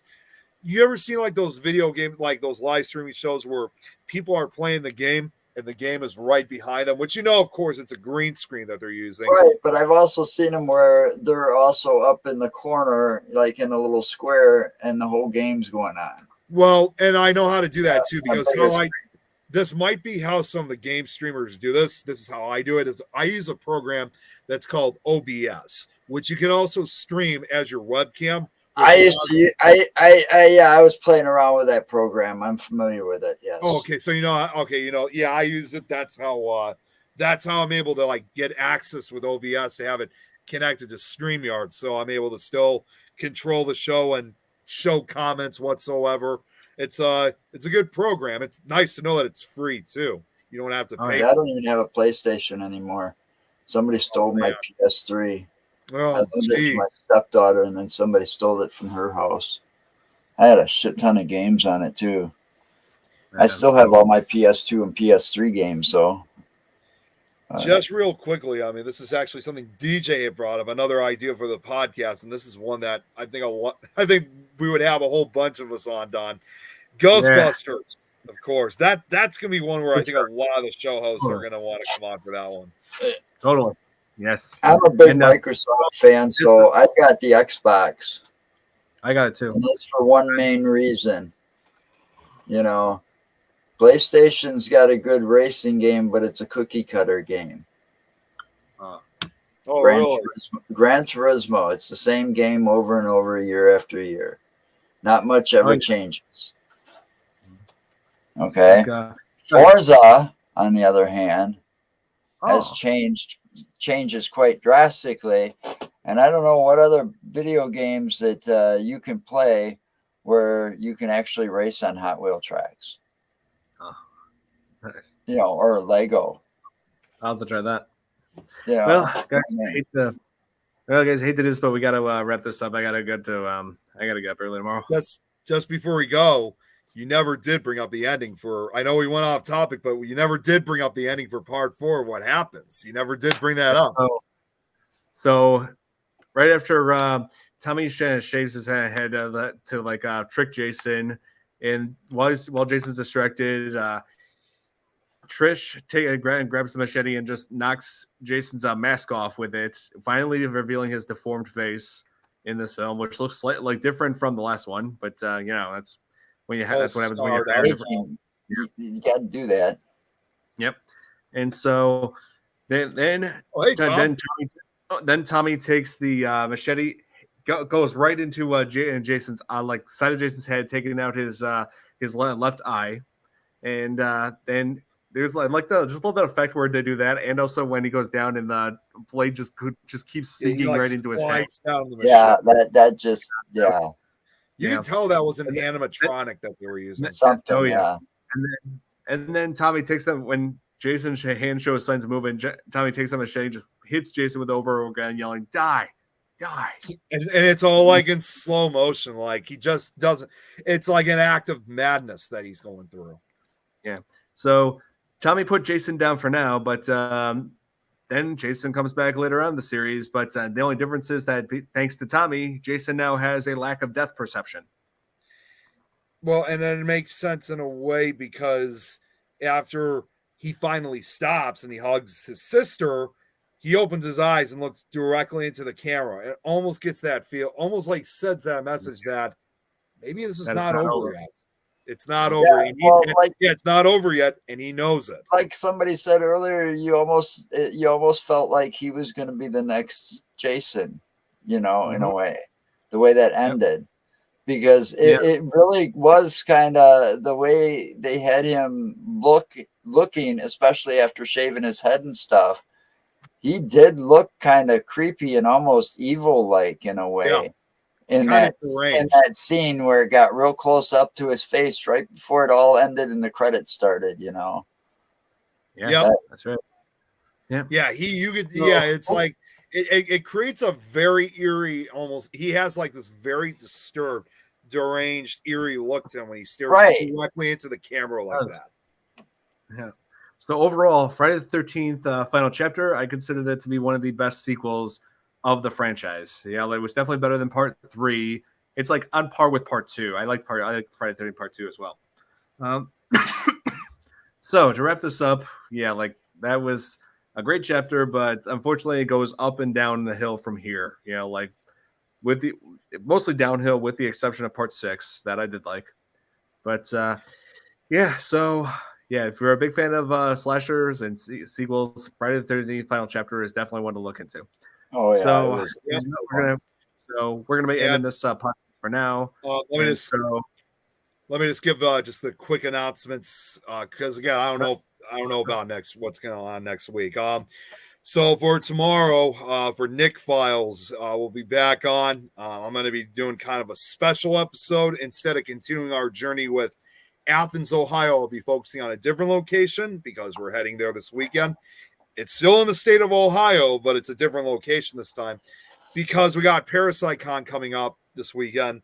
We're going to be focusing on the history and paranormal stories of Ohio State Reformatory, Mansfield. And I'm sure most of you are very familiar with the location, but those who aren't, if you aren't familiar with Ohio State Reformatory, then you probably would most likely remember it because it was the shooting location where the Shawshank Redemption and other movies have been shot over the last. Hold on a minute. I thought the one in Shawshank was like up north, like in North Carolina or something. No, that was in Ohio. They shot that at Ohio State Reformatory. They literally shot it like 3 years after it closed down because OSR was an operation it was out that way. It might have, but OSR, that was an operation from 1886 till 1990. And 3 years later was when they shot. I would love to go there. OSR. Hey, I didn't know it was that close. Yeah, it's an awesome location. Yeah. Oh, Nick. We have with you. Hey, Nick, we have someone on here named this guy, Charles. He's a friend of mine. He's a friend of me and my cousin, Nick. Okay. Yeah, great guy. So, awesome. Just so you know. Well, good to have you on. Nice to see you, Charles. Yeah, sorry, Charles, but we're just about to wrap this up here. But I do appreciate you tuning in. But this will be I'll keep this live stream saved onto my Facebook and my YouTube. We'll get, once we have all this wrapped up. So you can look back on it if you like.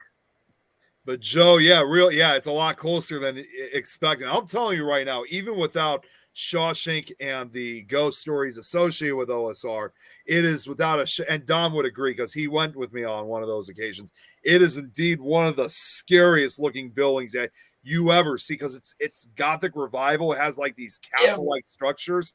I remember saying the first time I thought to myself, I could sure understand why inmates were terrified of this place when they were sent here back in its operating days. Right. So I like to go to some of those places that's got that kind of like famous history to it, because then you kind of feel honored for being there too. Oh. And it's like cool as hell. So it means a little bit more, like when I went to the Buddy Holly crash site. Yeah. Well, here's a question. If given the chance that if you're ever able to go with us to OSR, I mean, I should have told you a few weeks ago about this, at least you knew about it. But if given the chance, if you ever came to OSR with us, I do have to ask one question though, because Don knows this too. Jason was originally one of the Goonies. Yeah, he was Sloth. Sloth was Jason the whole time. My question to you, Joe, is: are you afraid of heights or anything like that? Or oh hell no. Okay, because the east wing of the prison. I mean, both wings are open, but you can only go up. Well, I think Don wants to end this. Why don't you tell me this after we're off? Okay, yeah, I'll tell you afterwards. But okay, so going back to quickly to the I got a few minutes yet. Yeah, so quickly going back to the announcement. So yeah, we'll be focusing on OSR this tomorrow, and then Thursday. I don't know if we're doing the crime show or not.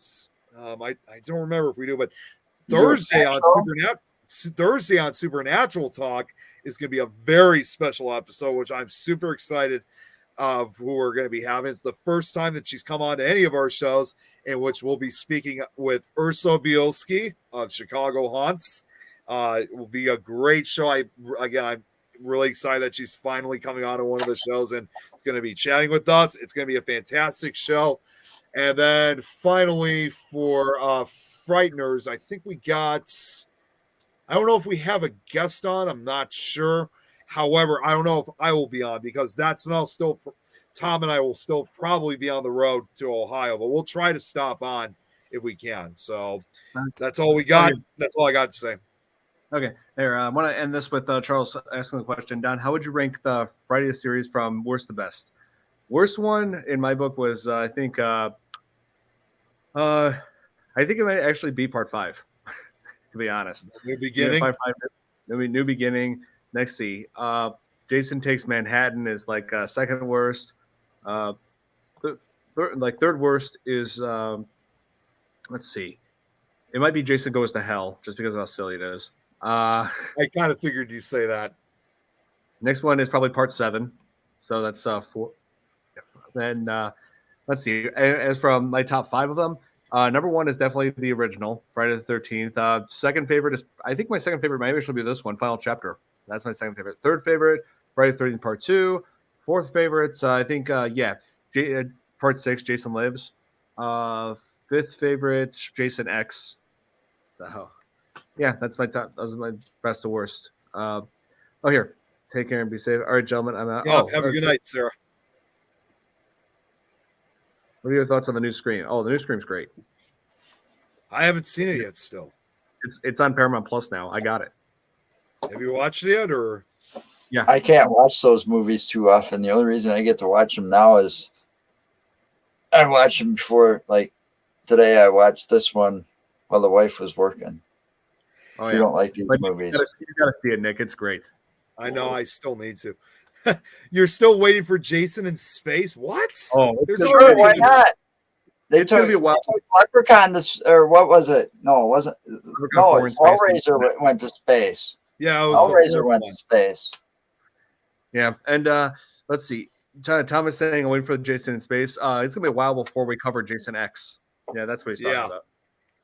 Joe, I never even got to say this earlier. I love that ACDC shirt you got on. Oh, I got lots of ACDC shirts. I actually got an original concert T-shirt from the Stiff Upper Lip tour in 2001. Oh yeah, nice. Oh, nice. I've seen them 3 times. Oh, great, awesome. Yeah. Hey, Nick, we got to wrap this up. Once Bon Scott was still was the lead singer. Yeah. till he Really? died. That's right. Wow. But yeah, guys, but we got to wrap this up. Yeah, we do have to wrap it up.